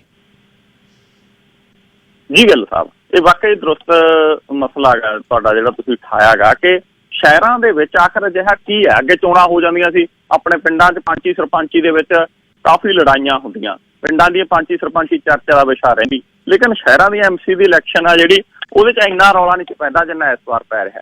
ਇਸ ਵਾਰ ਕੁਛ ਤਾਂ ਇਹ ਗਿੱਲ ਸਾਹਿਬ ਮਸਲਾ ਚੱਲ ਰਿਹਾ ਗਾ ਕਿ ਭਾਰਤੀ ਜਨਤਾ ਪਾਰਟੀ ਦਾ ਸ਼ਹਿਰਾਂ 'ਚ ਬੇਸ ਹੈਗਾ, ਪਿੰਡਾਂ 'ਚ ਤਾਂ ਉਹਨਾਂ ਨੂੰ ਕੋਈ ਪਹਿਲੇ ਨਹੀਂ ਪੁੱਛਦਾ ਪੰਜਾਬ 'ਚ ਦਹਾਕਿਆਂ ਤੋਂ। ਤਾਂ ਸ਼ਹਿਰਾਂ ਦੇ ਵਿੱਚ ਐਤਕੀ ਉਹਨਾਂ ਦੀ ਵੋਟ ਪਰਸੈਂਟੇਜ ਘਟ ਰਹੀ ਆ, ਉਹਨਾਂ ਨੂੰ ਉਮੀਦਵਾਰ ਨਹੀਂ ਲੱਭ ਰਹੇ। 50% ਸੀਟਾਂ ਦੇ ਉੱਤੇ ਤਾਂ ਭਾਰਤੀ ਜਨਤਾ ਪਾਰਟੀ ਉਮੀਦਵਾਰ ਨਹੀਂ ਖੜੇ ਕਰ ਸਕੀ। ਇਹਨਾਂ ਦੇ ਕਹਿੰਦੇ ਕਹਾਉਂਦੇ ਲੀਡਰ ਆਪਣੀ ਪਤਨੀ ਨੂੰ, ਆਪਣੀ ਮਾਂ ਨੂੰ ਆਜ਼ਾਦ ਉਮੀਦਵਾਰ ਦੇ ਤੌਰ ਦੇ ਉੱਤੇ ਚੋਣ ਲੜਾ ਰਹੇ ਨੇ। BJP ਦੇ ਜਿਹੜਾ ਚੋਣ ਨਿਸ਼ਾਨ ਆ ਉਹਦੇ ਤੇ ਚੋਣ ਨਹੀਂ ਲੜਾ ਰਹੇ। ਅਗਲੀ ਗੱਲ ਇਹ ਕਿ ਇਹਨਾਂ ਇਲੈਕਸ਼ਨ ਦੇ ਵਿੱਚ ਕੈਪਟਨ ਅਮਰਿੰਦਰ ਸਿੰਘ ਨੇ ਲਾਹਾ ਲਿਆ। ਦੇਖੋ, ਇਹ ਸਿੱਧੇ ਤੌਰ ਦੇ ਉੱਤੇ ਮੈਂ ਕਹੂੰਗਾ ਕਿ ਕਿਸਾਨ ਸੰਘਰਸ਼ ਨੂੰ ਢਾਹ ਲਾ ਰਹੇ ਨੇ ਕੈਪਟਨ ਸਾਹਿਬ ਨੇ। ਜੇ ਇਲੈਕਸ਼ਨ ਕਰਾਉਣੀ ਸੀ ਤਾਂ ਘੱਟੋ ਘੱਟ ਕਿਸਾਨ ਸੰਘਰਸ਼ ਤੋਂ ਬਾਅਦ ਕਰਾਉਣੀ ਚਾਹੀਦੀ ਸੀ। ਉਹ ਇਲੈਕਸ਼ਨ ਨੂੰ ਰੋਕ ਸਕਦੇ ਸੀ ਪੰਜਾਬ ਦੇ ਮਾਹੌਲ ਨੂੰ ਦੇਖ ਕੇ, ਲੇਕਿਨ ਉਹਨਾਂ ਨੂੰ ਇਹ ਲੱਗਦਾ ਗਾ ਕਿ ਅੱਜ ਸਥਿਤੀ ਉਹਨਾਂ ਦੇ ਪੱਖ 'ਚ ਹੈ। ਬੀਜੇਪੀ ਅਕਾਲੀ ਦਲ ਅਲੱਗ-ਅਲੱਗ ਹੈ, ਬੀਜੇਪੀ ਨੂੰ ਉਮੀਦਵਾਰ ਨਹੀਂ ਥਿਆ ਰਹੇ, ਔਰ ਅਕਾਲੀ ਦਲ ਦਾ ਕੋਈ ਸ਼ਹਿਰਾਂ ਦੇ ਵਿੱਚ ਉਵੇਂ ਦਾ ਬੇਸ ਨਹੀਂ ਹੈ। ਉਹ ਭਾਰਤੀ ਜਨਤਾ ਪਾਰਟੀ ਦੀ ਫਲੌੜੀਆਂ ਤੇ ਤੁਰਨਾ ਸਿੱਖੀ ਹੋਈ ਆ, ਫਲੌੜੀਆਂ ਹੁਣ ਹੈ ਨਹੀਂ ਗੀਆਂ, ਔਰ ਆਮ ਆਦਮੀ ਪਾਰਟੀ ਵੀ ਕਈ ਗਰੁੱਪ ਦੇ ਵਿੱਚ ਵੰਡੀ ਹੋਈ ਹੈ, ਜਿਹਦੇ 'ਚੋਂ ਕੈਪਟਨ ਅਮਰਿੰਦਰ ਸਿੰਘ ਲਾਹਾ ਲੈ ਰਹੇ ਨੇ। ਔਰ ਇਹਦੇ ਵਿੱਚ ਅਕਾਲੀ ਦਲ ਵੀ ਆਪਣੀ ਹੋਂਦ ਜਤਾਈ ਕਰ ਰਿਹਾ। ਅਸਲ ਵਿੱਚ ਗੱਲ ਸਾਹਿਬ ਮਸਲਾ ਇਹ ਵੀ ਆ, ਅਕਾਲੀ ਦਲ ਨੂੰ ਇਹ ਲੱਗਦਾ ਗਾ ਕਿ ਅਸੀਂ ਪਿਕਚਰ ਇਸ ਰੂਪ ਦੇ ਵਿੱਚ ਬਣਾਈਏ ਕਿ ਲੋਕਾਂ ਦੇ ਵਿੱਚ ਇਹ ਜਚੇ ਕਿ ਕਾਂਗਰਸ ਦਾ ਬਦਲ ਅਕਾਲੀ ਨੇ। ਉਹ ਇਹਨਾਂ ਚੋਣਾਂ ਦੇ ਵਿੱਚ ਅਕਾਲੀ ਦਲ ਵਾਲੇ ਜ਼ਿਆਦਾ ਤਬਦੀਲ ਦਿਖਾ ਰਹੇ ਨੇ। ਉਹਨਾਂ ਨੂੰ ਇਹ ਲੱਗਦਾ ਅਕਾਲੀ ਦਲ ਨੂੰ ਕਿ ਜੇ ਅਸੀਂ ਇੱਕ ਦੋ ਥਾਵਾਂ ਦੇ ਉੱਤੇ ਇਸ ਰੂਪ ਦੇ ਵਿੱਚ ਪੰਜਾਬ 'ਚ ਪੇਸ਼ ਕਰੀਏ ਕਿ ਅਕਾਲੀ ਦਲ ਕਾਂਗਰਸ ਦੋਨੇ ਵਿਰੋਧੀ ਪਾਰਟੀਆਂ ਨੇ, ਤਾਂ ਸਾਡੀ ਜਿਹੜੀ ਬੁੱਕਤ ਆ ਉਹ ਆਮ ਆਦਮੀ ਪਾਰਟੀ ਤੇ ਭਾਜਪਾ ਤੋਂ ਵੱਧ ਸਕਦੀ ਆ। ਅਗਲੀ ਗੱਲ ਇਹ ਕਿ ਜਿਸ ਤਰੀਕੇ ਦਾ ਮਾਹੌਲ ਬਣਿਆ ਹੋਇਆ ਗਾ, ਕਾਂਗਰਸ ਪਾਰਟੀ ਵਾਲੇ ਮਤਲਬ ਜਿਵੇਂ ਪਹਿਲਾਂ ਅਕਾਲੀ ਦਲ ਵਾਲੇ ਕਰਦੇ ਹੁੰਦੇ ਸੀ ਬੂਥ ਕੈਪਚਰਿੰਗ ਜਾਂ ਹੋਰ ਹਰ ਹੀਲਾ ਵਸੀਲਾ ਵਰਤਣਾ, ਵਿਰੋਧੀਆਂ ਦੇ ਕਾਗਜ਼ ਰੱਦ ਕਰਾ ਦੇਣੇ, ਉਹੀ ਕੰਮ ਹੁਣ ਕਾਂਗਰਸ ਕਰ ਰਹੀ ਆ। ਸੋ ਇਹ ਲੋਕਤੰਤਰ ਕਿਹਾ ਜਾ ਰਿਹਾ ਜਿਹਨੂੰ ਕਿ ਲੋਕਤੰਤਰ ਦੀ ਸਭ ਤੋਂ ਹੇਠਲੀ ਪੌੜੀ ਨੇ ਇਹ ਚੋਣਾਂ। ਲੇਕਿਨ ਸਭ ਤੋਂ ਹੇਠਲੀ ਪੌੜੀ ਦੇ ਉੱਤੇ ਜਿਸ ਤਰੀਕੇ ਦੇ ਨਾਲ ਗੋਲੀਆਂ ਚੱਲ ਰਹੀਆਂ, ਜਿਸ ਤਰੀਕੇ ਦੇ ਨਾਲ ਲੋਕਤੰਤਰ ਦੀ ਸਭ ਤੋਂ ਹੇਠਲੀ ਪੌੜੀ ਚੜ੍ਹਨ ਦੇ ਲਈ ਇੱਕ ਦੂਜੇ ਤੋਂ ਮੂਹਰੇ ਹੋ ਕੇ ਲੋਕਤੰਤਰ ਦੀਆਂ ਧੱਜੀਆਂ ਉਡਾਈਆਂ ਜਾ ਰਹੀਆਂ। ਥਾਂ ਦੇ ਉੱਤੇ ਕੱਲ ਜਿਹੜੇ ਮੋਗੇ ਦੇ ਵਿੱਚ ਵੀ 2 ਕਤਲ ਹੋਏ ਵੋਟਾਂ ਦੇ ਵਿੱਚ, ਉੱਥੇ ਵੀ ਇੱਕ ਚਰਚਾ ਚੱਲਦੀ ਸੀ ਵੀ ਸ਼ਰਾਬ ਵੰਡੀ ਜਾ ਰਹੀ ਸੀ ਜੀ, ਕੋਈ ਕਹਿੰਦਾ ਪੈਸੇ ਵੰਡੇ ਜਾ ਰਹੇ ਸੀਗੇ ਜੀ। ਤਾਂ ਜਿਹੜਾ ਇਹ ਸਾਰਾ ਕੁਝ ਚੱਲ ਰਿਹਾ ਇਹਨਾਂ ਇਲੈਕਸ਼ਨ ਦੇ ਵਿੱਚ, ਇਹ ਨਹੀਂ ਹੋਣਾ ਚਾਹੀਦਾ। ਔਰ ਇਹਦੇ ਤੇ ਸਰਕਾਰ ਕਿੱਥੇ ਹੈ? ਸਰਕਾਰ ਦਿਖਾਈ ਨਹੀਂ ਦਿੰਦੀ। ਭਾਜਪਾ ਵਾਲਿਆਂ ਨੂੰ ਬਹਾਨਾ ਮਿਲ ਰਿਹਾ। ਅੱਜ ਵੀ ਰਾਜਪਾਲ ਸਾਹਿਬ ਨੂੰ ਮਿਲ ਕੇ ਆਏ ਨੇ ਭਾਜਪਾ ਵਾਲੇ। ਉਹ ਲਾਅ ਐਂਡ ਆਰਡਰ, ਜੇ ਉਹ ਕਹਿਣਗੇ ਦੇਖੋ ਜੀ ਇੱਥੇ ਲਾਅ ਐਂਡ ਆਰਡਰ ਮੇਨਟੇਨ ਨਹੀਂ ਹੋ ਰਿਹਾ, ਔਰ ਆਉਣ ਵਾਲੇ ਦਿਨਾਂ 'ਚ ਜੇ ਪੰਜਾਬ ਦਾ ਮਾਹੌਲ ਖਰਾਬ ਹੁੰਦਾ ਇਲੈਕਸ਼ਨ ਦੇ ਦੌਰਾਨ, ਤਾਂ ਉਹ ਕੇਂਦਰ ਸਰਕਾਰ ਨੂੰ ਭਾਜਪਾ ਵਾਲੇ ਇਹ ਹੱਲਾਸ਼ੇਰੀ ਵੀ ਦੇ ਸਕਦੇ ਨੇ ਜੀ ਪੰਜਾਬ ਦੇ ਵਿੱਚ ਤੁਸੀਂ ਰਾਸ਼ਟਰਪਤੀ ਰਾਜ ਲਾਓ, ਇੱਥੇ ਐਮਰਜੈਂਸੀ ਲਾਓ, ਇੱਥੇ ਹਾਲਾਤ ਖਰਾਬ ਹੋ ਰਹੇ ਨੇ। ਬੀਜੇਪੀ ਨੂੰ ਤਾਂ ਬਹਾਨਾ ਮਿਲ ਰਿਹਾ, ਔਰ ਕੈਪਟਨ ਅਮਰਿੰਦਰ ਸਿੰਘ ਹੋਰੀ ਮੈਨੂੰ ਲੱਗਦਾ ਇਹ ਬਹਾਨਾ ਦੇ ਰਹੇ ਨੇ ਜੀ। ਅਖੀਰ 'ਚ ਦੱਸਿਓ ਜੀ ਕਿ ਜੋਸ਼ੀ ਮੱਠ ਦੇ ਕੋਲ ਜਿੱਥੇ ਬਿਜਲੀ ਘਰ ਪਣ ਬਿਜਲੀ ਘਰ ਬਣ ਰਹੇ ਸੀ, ਉੱਥੇ ਜਿਹੜਾ ਹੜ੍ਹ ਆਇਆ ਉੱਪਰੋਂ ਬਰਫ਼ ਦਾ ਪਾਣੀ, ਬਰਫ਼ ਦੇ ਤੋਂਦੇ ਜਿਹੜੇ ਨੇ ਖਿਸਕ ਗਏ ਤੇ ਉਸਨੇ ਬਰਬਾਦੀ ਕਰ ਦਿੱਤੀ। ਹੁਣ ਕੀ ਉੱਥੇ ਦੀ ਲੇਟੈਸਟ ਖਬਰ ਹੈ ਜੀ? ਜੀ ਗੱਲ ਸਾਹਿਬ, ਦੇਖੋ ਮਨੁੱਖੀ ਤਬਾਹੀ ਕਰਕੇ, ਮਨੁੱਖ ਦੇ ਇਹ ਜਿਹੜਾ ਸੋ ਕਾਲਡ ਵਿਕਾਸ ਮਾਡਲ ਆ ਉਹਦੇ ਕਰਕੇ ਆਪਾਂ ਦੇਖ ਸਕਦੇ ਹਾਂ ਕਿੰਨੀਆਂ ਲੋਕ ਅੱਜ ਗਾਇਬ ਹੋ ਚੁੱਕੇ ਨੇ, ਉੱਥੇ ਕਿੰਨੇ ਲੋਕਾਂ ਦੀ ਮੌਤ ਹੋ ਚੁੱਕੀ ਹੈ, ਕਿਸ ਤਰ੍ਹਾਂ ਦੇ ਕੁਦਰਤ ਨਾਲ ਛੇੜਛਾੜ ਦੇ ਨਤੀਜੇ ਅਸੀਂ ਜਿਹੜੇ ਉਹ ਭੁਗਤ ਰਹੇ ਹਾਂ। ਹੁਣ ਸਥਿਤੀ ਇਹ ਹੈਗੀ ਕਿ ਜਿਹੜੀ ਧੌਲੀ ਗੰਗਾ ਨਦੀ ਹੈ ਉਹਦੇ 'ਚ ਪਾਣੀ ਦਾ ਪੱਧਰ ਵੱਧ ਗਿਆ, ਜਿਸ ਕਰਕੇ ਤਪੋਵਨ ਦੀ ਜਿਹੜੀ ਸੁਰੰਗ ਹੈ ਜਿਹਦੇ 'ਚ ਬਚਾਅ ਕਾਰਜ ਚੱਲ ਰਹੇ ਸੀ, ਉਹ ਬਚਾਅ ਕਾਰਜ ਨੇ ਜਿਹੜੇ ਉਹ ਆਰਜੀ ਤੌਰ ਦੇ ਉੱਤੇ ਰੋਕ ਦਿੱਤੇ ਗਏ ਨੇ। ਔਰ ਜਿਹੜਾ ਉਹ ਚਮੋਲੀ ਜ਼ਿਲ੍ਹਾ ਪੈਂਦਾ ਉਹਦੇ ਵਿੱਚ ਇਤਿਹਾਸ ਵਜੋਂ ਜਿਹੜੇ ਬਚਾਅ ਕਾਰਜ ਨੇ ਉਹ ਰੋਕ ਦਿੱਤੇ ਗਏ ਨੇ, ਕਿਉਂਕਿ ਉੱਥੇ ਪਾਣੀ ਦਾ ਪੱਧਰ ਵਧਣ ਕਰਕੇ ਹਾਲਾਤ ਸਾਜ਼ਗਾਰ ਨਹੀਂ ਹੈਗੇ। ਔਰ ਕਾਫੀ ਲੋਕਾਂ ਦੇ ਬਾਰੇ ਦੱਸਿਆ ਜਾ ਰਿਹਾ ਕਿ ਉਹ ਟਨਲ ਦੇ ਵਿੱਚ ਜਿਹੜੀ ਸੁਰੰਗ ਹੈ ਉਹਦੇ 'ਚ ਫਸੇ ਹੋਏ ਨੇ। ਤਾਂ ਇਹਦੇ ਕਰਕੇ ਕਾਫੀ ਅੰਦਰਲਿਆਂ ਨੂੰ ਵੀ ਸਮੱਸਿਆ ਆ ਰਹੀ ਹੈ, ਔਰ ਬਚਾਅ ਕਾਰਜ ਜਿਹੜੇ ਚੱਲ ਰਹੇ ਸੀ ਉਹ ਵੀ ਆਰਜੀ ਤੌਰ ਦੇ ਉੱਤੇ ਰੋਕੇ ਗਏ ਨੇ। ਜੀ ਗੱਲ ਸਾਹਿਬ, ਧੰਨਵਾਦ ਬਹੁਤ ਬਹੁਤ। ਤੇ ਕੱਲ੍ਹ ਨੂੰ 9:15 ਵਜੇ ਫੇਰ ਗੱਲਬਾਤ ਹੋਏਗੀ। ਆਪਣਾ ਖਿਆਲ ਰੱਖਣਾ, ਚੜ੍ਹਦੀ ਕਲਾ। ਸ਼ੁਕਰੀਆ ਗਿੱਲ ਸਾਹਿਬ, ਤੁਹਾਡਾ ਤੇ ਸਾਰੇ ਸਰੋਤਿਆਂ ਦਾ ਬਹੁਤ ਬਹੁਤ ਧੰਨਵਾਦ। ਸਰ ਨਵਕਿਰਨ ਸਿੰਘ ਪੱਤੀ ਪੰਜਾਬ ਤੋਂ ਗੱਲਬਾਤ ਕਰ ਰਹੇ ਸੀ। ਅੱਜ ਗਲੋਬਲ ਨਿਊਜ਼ ਨੇ ਇੱਕ ਆਰਟੀਕਲ ਛਾਪਿਆ ਜੀ, ਜਿਹਦੇ ਵਿੱਚ ਕਿਸਾਨੀ ਸੰਘਰਸ਼ ਦੇ ਚੱਲਦਿਆਂ ਪੰਜਾਬ 'ਚ 1984 ਦੇ ਜ਼ਖਮ ਨਾ ਹਰੇ ਹੋ ਜਾਣ, ਉਹ ਤੌਖਲਾ ਜਿਹੜਾ ਹੈ ਸਰਦਾਰ ਸੁਖਦੀਪ ਸਿੰਘ ਉਹਨਾਂ ਨਾਲ ਉਹਨਾਂ ਨੇ ਇੰਟਰਵਿਊ ਕੀਤੀ। ਸਰਦਾਰ ਸੁਖਦੀਪ ਸਿੰਘ ਉਹਨਾਂ ਨੂੰ 1984 'ਚੋਂ 15 ਵਰ੍ਹਿਆਂ ਦੇ ਸੀ, ਹਮ ਉਮਰ ਨੇ। ਤੇ ਸਰਦਾਰ ਸੁਖਦੀਪ ਸਿੰਘ ਬਲੱਡ ਨੇਸ਼ਨ ਬਾਈ ਸਿੱਖ ਨੇਸ਼ਨ, ਇੱਕ ਜਿਹੜਾ ਮਨੁੱਖਤਾ ਦੀ ਗੱਲ, ਮਨੁੱਖਤਾ ਦੇ ਭਲੇ ਦੀ ਕੌਮ ਵੱਲੋਂ, ਸਾਰਿਆਂ ਵੱਲੋਂ, ਇਨਸਾਫ ਪਸੰਦਾਂ ਵੱਲੋਂ ਇੱਕ ਮੁਹਿੰਮ ਜਿਹੜੀ ਸਾਰੀ ਦੁਨੀਆ 'ਚ ਵਿੱਢੀ ਗਈ ਹੈ, ਜਿਹੜੀ 1999 ਤੋਂ ਸ਼ੁਰੂ ਹੋਈ ਤੇ 22 ਵਰ੍ਹੇ ਹੋ ਗਏ। ਤੇ ਉਸ ਦੇ ਵਿੱਚ ਸਿਰਫ 1984 ਦੇ ਵਿੱਚ ਹੋਏ ਕਤਲੇਆਮ ਦੀ ਗੱਲ ਜਿਹੜੀ ਭਾਰਤ 'ਚ ਹੋਈ, ਉਸ ਦੀ ਜਿਹੜੀ ਉਹ ਯਾਦ ਤਾਜ਼ਾ ਕਰਾਉਂਦੇ ਹੈ। ਨਾਲ ਉਹਨਾਂ ਦੀ ਇੱਕ ਡਾਕੂਮੈਂਟਰੀ ਹੈ ਜਿਹੜੀ ਪੰਜਾਬ ਦੇ ਪਾਣੀਆਂ ਲਈ, ਫਾਈਨਲ ਅਸਾਲਟ, ਉਹ ਵੀ ਸਰਦਾਰ ਸੁਖਦੀਪ ਸਿੰਘ ਨੇ ਬਣਾਈ ਸੀ, ਜਿਸ 'ਚ ਪੰਜਾਬ ਦਾ ਪਾਣੀ ਕਿਵੇਂ ਲੁੱਟਿਆ ਜਾ ਰਿਹਾ। ਉਹਨਾਂ ਦੇ ਦਾ ਅੰਤਰੀਵ ਇਸ ਗਲੋਬਲ ਨਿਊਜ਼ ਦੇ ਵਿੱਚ ਕਿ ਪੰਜਾਬ ਦੇ ਵਿੱਚ ਹਾਲਾਤ ਜਿਹੜੇ 1984 ਦੇ ਜ਼ਖਮ ਹਰੇ ਹੋ ਸਕਦੇ ਨੇ। ਇਸ ਦੀ ਗੱਲਬਾਤ ਉਹ ਮੇਰੇ ਨਾਲ ਕਰਨਗੇ। ਸਰਦਾਰ ਸੁਖਦੀਪ ਸਿੰਘ ਜੀ, ਧੰਨਵਾਦ ਤੇ ਸਵਾਗਤ। ਵਾਹਿਗੁਰੂ ਜੀ ਕਾ ਖਾਲਸਾ, ਵਾਹਿਗੁਰੂ ਜੀ ਕੀ ਫਤਿਹ। ਵਾਹਿਗੁਰੂ ਜੀ ਕਾ ਖਾਲਸਾ, ਵਾਹਿਗੁਰੂ ਜੀ ਕੀ ਫਤਿਹ। ਵੀਰ ਹਰਜੀਤ ਸਿੰਘ, ਤੁਹਾਨੂੰ ਤੇ ਸਾਰੇ ਸਰੋਤਿਆਂ ਨੂੰ ਧੰਨਵਾਦ ਬਹੁਤ ਬਹੁਤ। ਪਹਿਲੀ ਤਾਂ ਗੱਲ ਸਮਾਂ ਸ਼ਾਰਟ ਨੋਟਿਸ ਤੇ ਦੇਣ ਲਈ। ਗਲੋਬਲ ਨਿਊਜ਼ ਦੇ ਉਸ ਆਰਟੀਕਲ ਦਾ ਜਿਹੜਾ ਅੰਤਰੀਵ ਤੁਸੀਂ ਤੁਹਾਡੀਆਂ ਪਿਕਚਰਸ ਜਵਾਨੀ 15 ਸਾਲ ਦੀ ਉਮਰ ਦੇ 9ਵੀਂ 10ਵੀਂ ਦੇ ਪੜ੍ਹਦੀ ਦੇ 1984 'ਚ, ਫਿਰ ਕਿਉਂਕਿ ਬਹੁਤਿਆਂ ਨੇ ਉਹ ਪੜ੍ਹੀ ਨਹੀਂ, ਉਹਦਾ ਅੰਤਰੀਵ ਕੀ ਆ ਜੀ? ਉਹਦਾ ਅਸਲ 'ਚ ਜਿਵੇਂ ਤੁਸੀਂ ਕਿਹਾ, ਆਪਾਂ ਜਿੱਥੇ ਵੀ ਸਿੱਖ ਕੌਮ ਵੱਸਦੀ ਆ ਦੁਨੀਆ ਭਰ 'ਚ, ਪੰਜਾਬ 'ਚ ਜਾਂ ਪੰਜਾਬ ਤੋਂ ਬਾਹਰ, ਆਪਾਂ ਸਾਰੇ ਜਿਹੜਾ ਇੱਕ ਦਰਦ ਕੌਮ ਨੇ ਹੰਢਾਇਆ 1984 'ਚ, ਜਿਹੜਾ ਜੈਨੋਸਾਈਡ ਹੋਈ ਸਿੱਖਾਂ ਦੀ, ਉਹਦੇ ਦੁੱਖ 'ਚੋਂ ਕਦੇ ਵੀ ਉੱਠ ਨਹੀਂ ਸਕੇ। ਕੱਲਾ ਸਿਰਫ ਦੁੱਖ 'ਚੋਂ ਨਾ ਉੱਠਣ ਦੀ ਗੱਲ ਨਹੀਂ, ਉਹਦੇ ਇੱਕ ਡਰ 'ਚੋਂ, ਕਿਉਂਕਿ ਜਦੋਂ ਜਿਵੇਂ ਤੁਸੀਂ ਕਿਹਾ ਇੱਥੇ ਕੈਨੇਡਾ ਦੇ ਵਿੱਚ ਸਿੱਖ ਕੌਮ ਜਦੋਂ 1984 ਦੀ ਜੈਨੋਸਾਈਡ ਨੂੰ ਯਾਦ ਕਰਦੀ ਹੋਈ ਜਾਨਾਂ ਬਚਾਉਂਦੀ ਆ, ਇੱਕ ਚੀਜ਼ ਉਹਨਾਂ ਦੇ ਮਨਾਂ ਦੇ ਵਿੱਚ ਹੈਗੀ ਆ ਵੀ ਅਸੀਂ ਜਿਹੜੇ ਗਇਆਂ ਨੂੰ ਤਾਂ ਯਾਦ ਕਰਦੇ ਹੀ ਆ, ਉਹ ਤਾਂ ਸਾਡਾ ਹਿਸਟਰੀ ਦਾ ਹਿੱਸਾ ਹੋ ਗਿਆ, ਪਰ ਅਸੀਂ ਇੱਕ ਪ੍ਰੀਵੈਂਸ਼ਨ ਤੇ ਵੀ ਕੰਮ ਕਰ ਰਹੇ ਆ। ਅਸੀਂ ਐਜ਼ ਏ ਕੌਮ ਅੱਖਾਂ ਖੋਲ ਕੇ ਤੇ ਚੀਜ਼ਾਂ ਨੂੰ ਸਮਝ ਕੇ ਚੱਲਣ ਦੀ ਟਰਾਈ ਕਰ ਰਹੇ ਆ, ਤਾਂ ਕਿ ਅਸੀਂ ਫਿਊਚਰ ਦੇ ਵਿੱਚ ਸਾਡੇ ਨਾਲ ਕੋਈ ਵੀ ਇਹੋ ਜਿਹੀ ਘਟਨਾ ਵਾਪਰਨ ਦਾ ਡਰ ਹੋਵੇ, ਅਸੀਂ ਉਹਨੂੰ ਪਹਿਲਾਂ ਭਾਪ ਸਕੀਏ। ਇਹ ਮੁੱਖ ਮਕਸਦ ਹੈਗਾ ਉਸ ਕੈਂਪੇਨ ਦਾ ਵੀ, ਤੇ ਖੈਰ ਸਾਡਾ, ਕਿਉਂਕਿ ਸਾਨੂੰ ਐਜ਼ ਏ ਘੱਟ ਗਿਣਤੀ ਕਹਿ ਲਓ ਜਾਂ ਉਹ ਕੌਮ ਜਿਹੜੀ ਹਮੇਸ਼ਾ ਹੀ ਹੱਕਾਂ ਦੀ ਨੰਬਰਦਾਰ ਕੌਮ ਰਹੀ ਆ, ਉਹਨੂੰ ਇੱਕ ਖਤਰਾ ਬਣਿਆ ਰਿਹਾ ਵਾ। ਖਾਸ ਕਰਕੇ ਜਿੱਥੋਂ ਅਸੀਂ ਆਏ ਆ ਉੱਥੇ ਆਪਾਂ ਜੇ ਸਾਰੇ ਚੀਜ਼ਾਂ ਨੂੰ ਦੇਖੀਏ, 1984 ਤੋਂ ਬਾਅਦ ਜਿਵੇਂ ਇਹ ਇੱਕ ਤਰੀਕੇ ਦੇ ਨਾਲ ਇੱਕ ਪੋਲੀਟਿਕਸ ਦੇ ਲਈ ਇੱਕ ਟੂਲ ਬਣ ਗਿਆ, ਚਾਹੇ ਉਹ ਗੁਜਰਾਤ 'ਚ ਹੋਵੇ ਜਾਂ ਬਾਅਦ ਵਿੱਚ ਘੱਟ ਗਿਣਤੀਆਂ ਦਾ ਸ਼ਿਕਾਰ ਕਰਕੇ ਕਿਸੇ ਏਜੰਡੇ ਨੂੰ ਅਚੀਵ ਕਰਨਾ, ਉੱਥੋਂ ਦਾ ਇੱਕ ਬੜਾ ਸਫਲ ਟੂਲ ਬਣ ਚੁੱਕਿਆ। ਉਹਦੀ ਲਾਈਟ ਦੇ ਵਿੱਚ ਆਪਾਂ ਹਮੇਸ਼ਾ ਹੀ ਡਰ ਦੇ ਵਿੱਚ ਰਹਿੰਦੇ ਹਾਂ ਵੀ ਇਹ ਕਦੇ ਵੀ, ਕਿਉਂਕਿ ਦੂਜਿਆਂ ਨਾਲ ਹੋ ਰਿਹਾ, ਵੀ ਸਾਡੀ ਵਾਰੀ ਵੀ ਆ ਸਕਦੀ ਆ।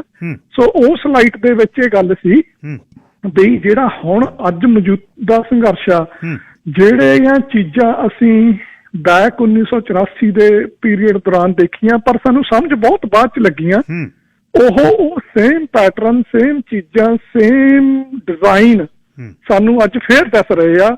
ਜੇ ਉਹ ਸਾਨੂੰ ਸਾਰੀਆਂ ਚੀਜ਼ਾਂ ਦੇ ਵਿੱਚ ਇੱਕ ਸਮਾਨ ਅੰਤਰ ਚੀਜ਼ ਦੱਸ ਰਹੀ ਆ, ਤਾਂ ਸਾਡਾ ਜਿਹੜਾ ਡਰ ਆ ਹੋਰ ਜ਼ਿਆਦਾ ਵੱਧ ਜਾਂਦਾ।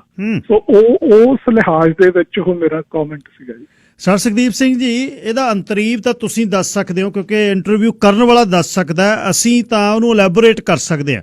ਕੀ ਇਹਦੇ 'ਚ ਅੰਤਰੀਵ ਇਹ ਹੈ ਕਿ 1978 'ਚ ਜਦ ਪੰਜਾਬ ਦੇ ਵਿੱਚ ਨਰਕਧਾਰੀਆਂ ਨੇ ਸ਼ਰੇਆਮ ਕਤਲੇਆਮ ਕੀਤਾ, ਸ਼ਹੀਦ ਕੀਤੇ ਸਿੰਘ, ਉਸ ਤੋਂ ਬਾਅਦ ਸੰਤ ਜਰਨੈਲ ਸਿੰਘ ਜੀ ਖਾਲਸਾ ਨੇ ਬਰਾਬਰਤਾ ਦੀ ਗੱਲ ਕੀਤੀ, ਉਦੋਂ ਪਹਿਲਾਂ ਉਹਨਾਂ ਨੇ ਕਦੇ ਨਾ ਕੀਤੀ। ਉਸ ਤੋਂ ਬਾਅਦ ਫਿਰ ਸਾਕਾ ਜਿਹੜਾ ਵਰਤਾਇਆ ਗਿਆ, ਔਰਕੈਸਟਰਡ ਕੀਤਾ ਗਿਆ, ਫਿਰ ਇੰਦਰਾ ਗਾਂਧੀ ਦਾ ਕਤਲ ਹੁੰਦਾ ਤੇ 1984 ਦਿੱਲੀ ਦੇ ਵਿੱਚ ਜਿਹੜਾ ਕਤਲੇਆਮ ਹੋਇਆ। ਕੀ ਤੁਹਾਡਾ ਇਹ ਅੰਤਰੀਵ ਹੈ ਵੀ ਕੌਮ ਨੂੰ ਬਹੁਤ ਖਿਆਲ ਰੱਖਣਾ ਚਾਹੀਦਾ ਹੈ ਕਿ ਉਹ ਕੀ ਕਹਿੰਦੀ ਆ, ਜਾਂ ਕੁਛ ਅਜਿਹੀਆਂ ਚੀਜ਼ਾਂ ਦਾ ਖਿਆਲ ਰੱਖਣਾ ਚਾਹੀਦਾ ਜਿਵੇਂ ਵੱਧ ਅਧਿਕਾਰਾਂ ਦੀ, ਬਰਾਬਰਤਾ ਦੀ ਗੱਲ, ਕਿ ਇਹੋ ਜਿਹੀਆਂ ਚੀਜ਼ਾਂ ਤੋਂ ਪਰੇ ਰਹਿਣਾ ਚਾਹੀਦਾ? ਇਹ ਅੰਤਰੀਵ ਹੈ ਜੀ?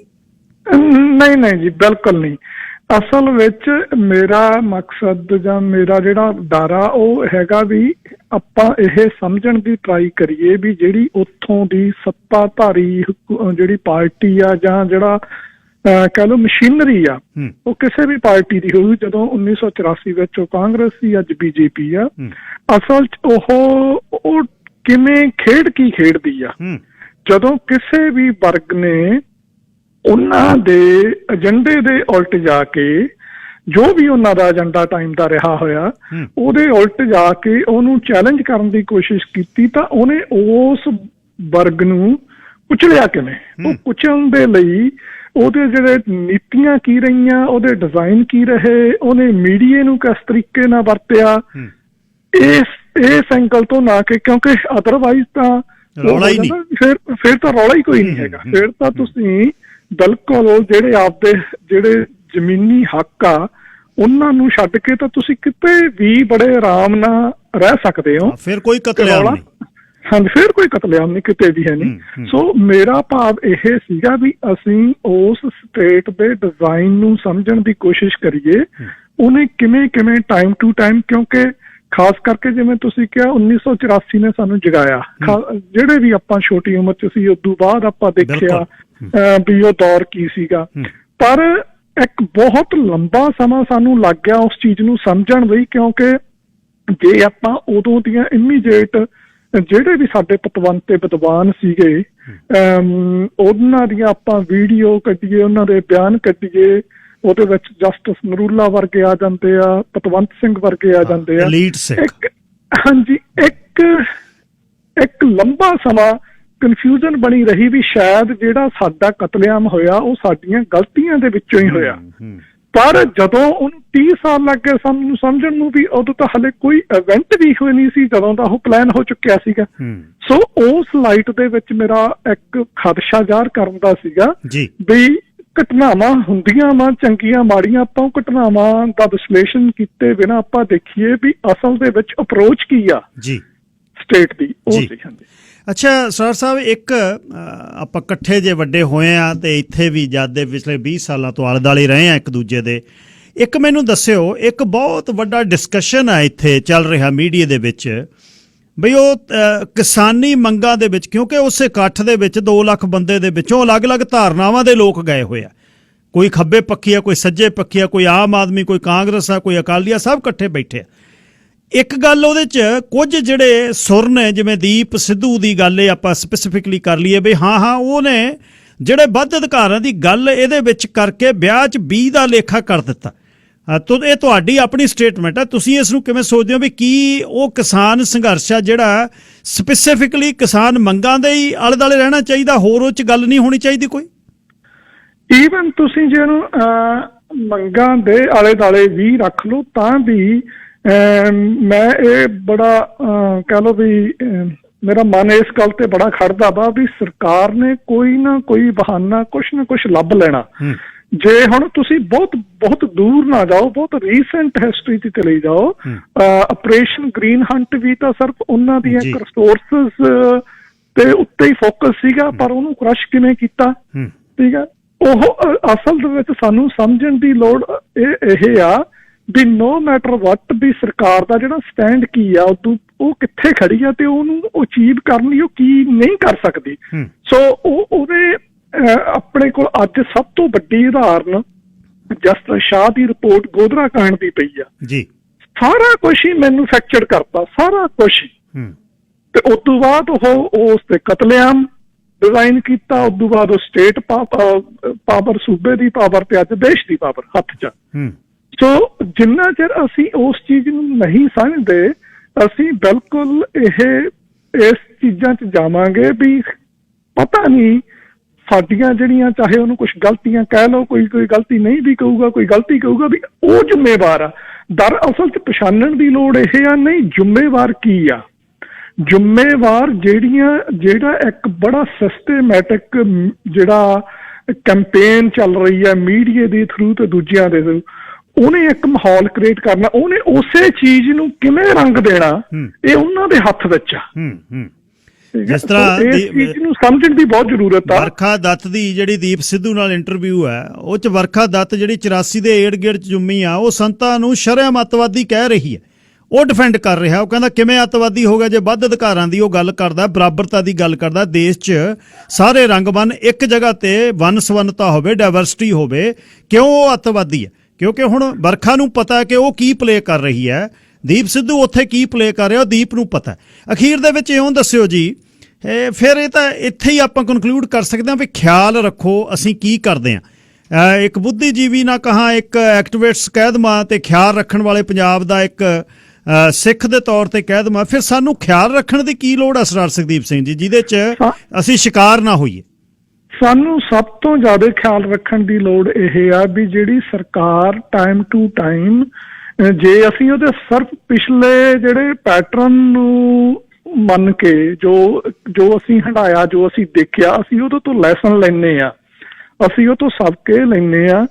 ਚਾਹੇ ਉਹ ਛੱਤੀ ਸਿੰਘਪੁਰਾ ਦਾ ਕਾਂਡ ਹੋ ਜਾਵੇ, ਕਿਤੋਂ ਦਾ ਵੀ ਕਾਂਡ ਹੋ ਜਾਵੇ, ਵੀ ਤੁਸੀਂ ਸਿਰਫ ਤੇ ਸਿਰਫ ਨੰਗੀ ਅੱਖ ਦੇ ਨਾਲ ਮੂਹਰੇ ਦਿਸਣ ਵਾਲੀਆਂ ਚੀਜ਼ਾਂ ਜਿਹੜੀਆਂ ਸਾਨੂੰ ਦਿਸਦੀਆਂ ਤੇ ਸੁਣਦੀਆਂ, ਸਿਰਫ ਉਸ ਦੇ ਨਾਲ ਅਸੀਂ ਬਿਲਕੁਲ ਕੇਂਦਰਿਤ ਹੋਈਏ। ਅਸੀਂ ਉਹਦੇ ਬਿਹਾਈਂਡ, ਉਸ ਕੰਧ ਦੇ ਪਿੱਛੇ ਚੱਲਣ ਵਾਲੀਆਂ ਸਾਜ਼ਿਸ਼ਾਂ ਨੂੰ ਵੀ ਅਸੀਂ ਦੇਖਣਾ, ਸਮਝਣਾ ਤੇ ਐਨਾਲਾਈਜ਼ ਕਰਨਾ ਸਿੱਖੀਏ, ਕਿਉਂਕਿ ਸਾਡੀ ਲੜਾਈ ਬਹੁਤ ਸਿੱਧ ਪੱਧਰੀ ਲੜਾਈ ਨਹੀਂ ਹੈਗੀ। ਇਹ ਕੋਈ ਜੰਗ ਦੇ ਮੈਦਾਨ ਵਿੱਚ ਤੀਰਾਂ ਤਲਵਾਰਾਂ ਦੀ ਲੜਾਈ ਨਹੀਂ ਹੈਗੀ। ਇਹ ਬੜੀ ਸਫਿਸਟੀਕੇਟਡ ਜਿਹੜੀ ਸਟੇਟ ਆ, ਉਹਦੇ ਪਿੱਛੇ ਬਹੁਤ ਵੱਡੀ ਕਾਰਪੋਰੇਸ਼ਨ ਆ, ਵਰਲਡ ਆਰਡਰ ਆ, ਸਾਰਾ ਕੁਛ ਆ। ਸਾਨੂੰ ਉਹਦੇ ਹਰ ਨੁਕਤਾ ਨਿਗਾਹ ਨੂੰ ਧਿਆਨ 'ਚ ਰੱਖ ਕੇ ਬਿਲਕੁਲ ਜਜ਼ਬਾਤ 'ਚ ਹੋਏ ਬਿਨਾਂ ਬਹੁਤ ਛੇਤੀ ਚੀਜ਼ਾਂ ਦੇ ਅਸੀਂ ਨਿਰਣੇ ਤੇ ਪਹੁੰਚ ਜਾਂਦੇ ਹਾਂ ਵੀ ਆਹ ਹੋ ਗਿਆ ਤਾਂ ਆਹ ਹੋ ਗਿਆ। ਨਹੀਂ, ਅਸੀਂ ਸਾਨੂੰ ਜਿਹੜੀ ਸਾਡੀ ਸੋਚਣ ਦੀ ਸਮਰੱਥਾ, ਜਿਹੜਾ ਸਾਡਾ ਦੇਖਣ ਦਾ ਨਜ਼ਰੀਆ, ਉਹਦੇ ਵਿੱਚ ਜ਼ਰੂਰ ਪਰਿਵਰਤਨ ਲਿਆਉਣਾ ਪਊਗਾ ਤਾਂ ਕਿ ਅਸੀਂ ਇਸ ਸਾਰੀ ਚਾਲ ਨੂੰ ਸਮਝਣ ਦੇ ਕਾਬਿਲ ਹੋ ਜਾਈਏ। ਕਿਉਂਕਿ ਇਸ ਵੇਲੇ ਲੜਾਈ ਤਾਕਤ ਨਾਲੋਂ ਜ਼ਿਆਦਾ ਲੜਾਈ ਸਮਝਦੀ ਆ। ਸੋ ਉਸ ਦੇ ਲਈ ਸਾਨੂੰ ਲਗਾਤਾਰ ਵਿਚਾਰ ਆਪਦੇ ਅਰਾਊਂਡ ਪਿਆਰਿਆਂ ਦੇ ਨਾਲ, ਜਾਂ ਜਿਵੇਂ ਤੁਸੀਂ ਕਰ ਰਹੇ ਹੋ ਡਿਸਕਸ਼ਨ, ਤਾਂ ਕਿ ਅਸੀਂ ਸਾਰੀ ਸਿਚੁਏਸ਼ਨ ਦੀ ਜਿਹੜੀ ਇੱਕ ਤਾਂ ਦੀਨੀ ਚੀਜ਼ ਹੁੰਦੀ ਆ ਉਹ ਤਾਂ ਸਾਨੂੰ ਦੱਸ ਰਹੀ ਹੁੰਦੀ ਆ, ਜਿਹੜੀ ਅਣਦਿਖ ਚੀਜ਼ ਹੁੰਦੀ ਆ ਉਹਨੂੰ ਦੇਖਣ ਦਾ ਅਸੀਂ ਯਤਨ ਕਰੀਏ ਤਾਂ ਕਿ ਉਹਦੇ ਵਿੱਚੋਂ ਕਲੈਰਿਟੀ ਆਫ ਥਾਟ ਦੇ ਵਿੱਚੋਂ ਜਿਹੜੇ ਸਾਡੇ ਡਿਸੀਜਨ ਨਿਕਲਣਗੇ ਜਾਂ ਜਿਹੜੀਆਂ ਸਾਡੀਆਂ ਸਟੇਟਮੈਂਟਾਂ ਨਿਕਲਣਗੀਆਂ ਉਹ ਸਾਡੇ ਹੱਕ 'ਚ ਹੋਣਗੀਆਂ। ਅੱਛਾ, ਆਪਣੀ ਗੱਲ, ਆਪਣਾ ਅੰਤਰੀਵ ਅੱਗੇ ਪਹੁੰਚਾਉਣਾ। ਹੁਣ ਮੀਡੀਆ ਇੱਕ ਪਾਸੜ ਕੰਮ ਕਰ ਰਿਹਾ, ਸਾਡੀ ਸੁਣੀ ਨਹੀਂ ਜਾਂਦੀ। ਜਦ ਬੰਦੇ ਨੇ ਹੂਰੇ ਲਾਉਣੇ ਨੇ, ਉਹ ਕਹਿੰਦਾ ਆਟਾ ਗੁੰਦੀ ਦਾ ਸਿਰ ਹਿਲਦਾ ਹੈ। ਫਿਰ ਹੁਣ ਖਰਬੂਜੇ ਦੀ ਬੱਚਤ ਕਿਵੇਂ ਆ ਜੀ? ਛੁਰੀ ਆ ਜਾਂ ਖਰਬੂਜਾ ਡਿੱਗੂ ਜਾਂ ਛੁਰੀ ਡਿੱਗੂ? ਹੋਰ ਕਿਹੜਾ ਰਸਤਾ ਜਿੱਥੋਂ ਫਿਰ ਇਹਦਾ ਮਤਲਬ ਇਹ ਕੀਤਾ ਜਾਵੇ ਵੀ ਚੁੱਪ ਹੋ ਕੇ ਬੈਠਿਆ ਜਾਵੇ? ਨਹੀਂ ਜੀ, ਸਾਨੂੰ ਰਸਤਾ ਸਾਡੇ ਪਹਿਲੇ ਪਾਤਸ਼ਾਹ ਬੜਾ ਕਲੀਅਰ ਦੱਸ ਗਏ ਨੇ। ਕੰਟੀਨਿਊਟੀ ਦੇ ਨਾਲ ਅਸੀਂ ਉਸ ਚੀਜ਼ ਤੇ ਲਗਾਤਾਰ ਵਰਕ ਕਰਦੇ ਰਹੀਏ। ਪਾਣੀ ਦਾ ਟੋਕਾ ਡਿੱਗ ਕੇ ਵੀ ਪੱਥਰ ਦੇ ਵਿੱਚ ਖਾਰ ਪਾ ਦਿੰਦਾ ਹੁੰਦਾ। ਉਹ ਗੱਲ ਠੀਕ ਆ। ਅੱਜ ਮੀਡੀਆ ਦੀ ਜੇ ਵੱਡੀ ਪਾਵਰ ਆ, ਸਾਰਾ ਕੁਝ ਉਹਨਾਂ ਦੇ ਹੱਥ 'ਚ ਆ, ਉਹਦੇ ਵਿੱਚ ਬੇਵੱਸ ਅਸੀਂ ਫੀਲ ਕਰਦੇ ਆ। ਪਰ ਨਹੀਂ, ਇਹ ਤਾਂ ਹਮੇਸ਼ਾ ਹੀ ਰਿਹਾ। ਇਹ ਤਾਂ ਜਦੋਂ ਵੀ ਕੋਈ ਵੀ, ਚਾਹੇ ਗੁਰੂ ਸਾਹਿਬ ਦੇ ਟਾਈਮ ਵਾਲੇ ਵੀ, ਇਹ ਬਹੁਤ ਮੁਸ਼ਕਲ ਸੀਗਾ। ਸੋ ਇਹ ਮੁਸ਼ਕਲ ਦੇ ਘੜੀ ਦੇ ਵਿੱਚ ਸਾਨੂੰ ਦ੍ਰਿੜਤਾ ਦੇ ਨਾਲ ਪਰ ਲਗਾਤਾਰਤਾ ਦੇ ਨਾਲ ਕੰਮ ਕਰਨ ਦੀ ਲੋੜ ਆ। ਉਹ ਛੋਟੇ ਕੰਮ, ਛੋਟੀਆਂ ਬੂੰਦਾਂ ਰਲ ਕੇ ਬਹੁਤ ਵੱਡਾ ਫਰਕ ਪਾ ਸਕਦੀਆਂ। ਸਾਨੂੰ ਇੱਕਦਮ ਕੁਝ ਅਚੀਵ ਕਰਨ ਦੇ ਜਿਹੜੀ ਸਾਡੇ ਮਨ 'ਚ ਹੁੰਦਾ ਵੀ ਅਸੀਂ ਉਹ ਸਾਰੇ ਵੱਡੇ ਸਟੇਟ ਮਸ਼ੀਨਰੀ ਨੂੰ ਪਤਾ ਨਹੀਂ ਮਿੰਟਾਂ ਸਕਿੰਟਾਂ 'ਚ ਕਾਊਂਟਰ ਕਰ ਦਾਂਗੇ, ਨਹੀਂ, ਇਹ ਹੋਣਾ ਨਹੀਂ। ਇਹ ਸੱਚਾਈ ਆ, ਪਰ ਉਹਦੇ ਵਿੱਚੋਂ ਮੂਰਛਾ 'ਚ ਜਾ ਕੇ ਬੈਠ ਜਾਣਾ ਉਹ ਵੀ ਹਾਰ ਆ ਜੀ।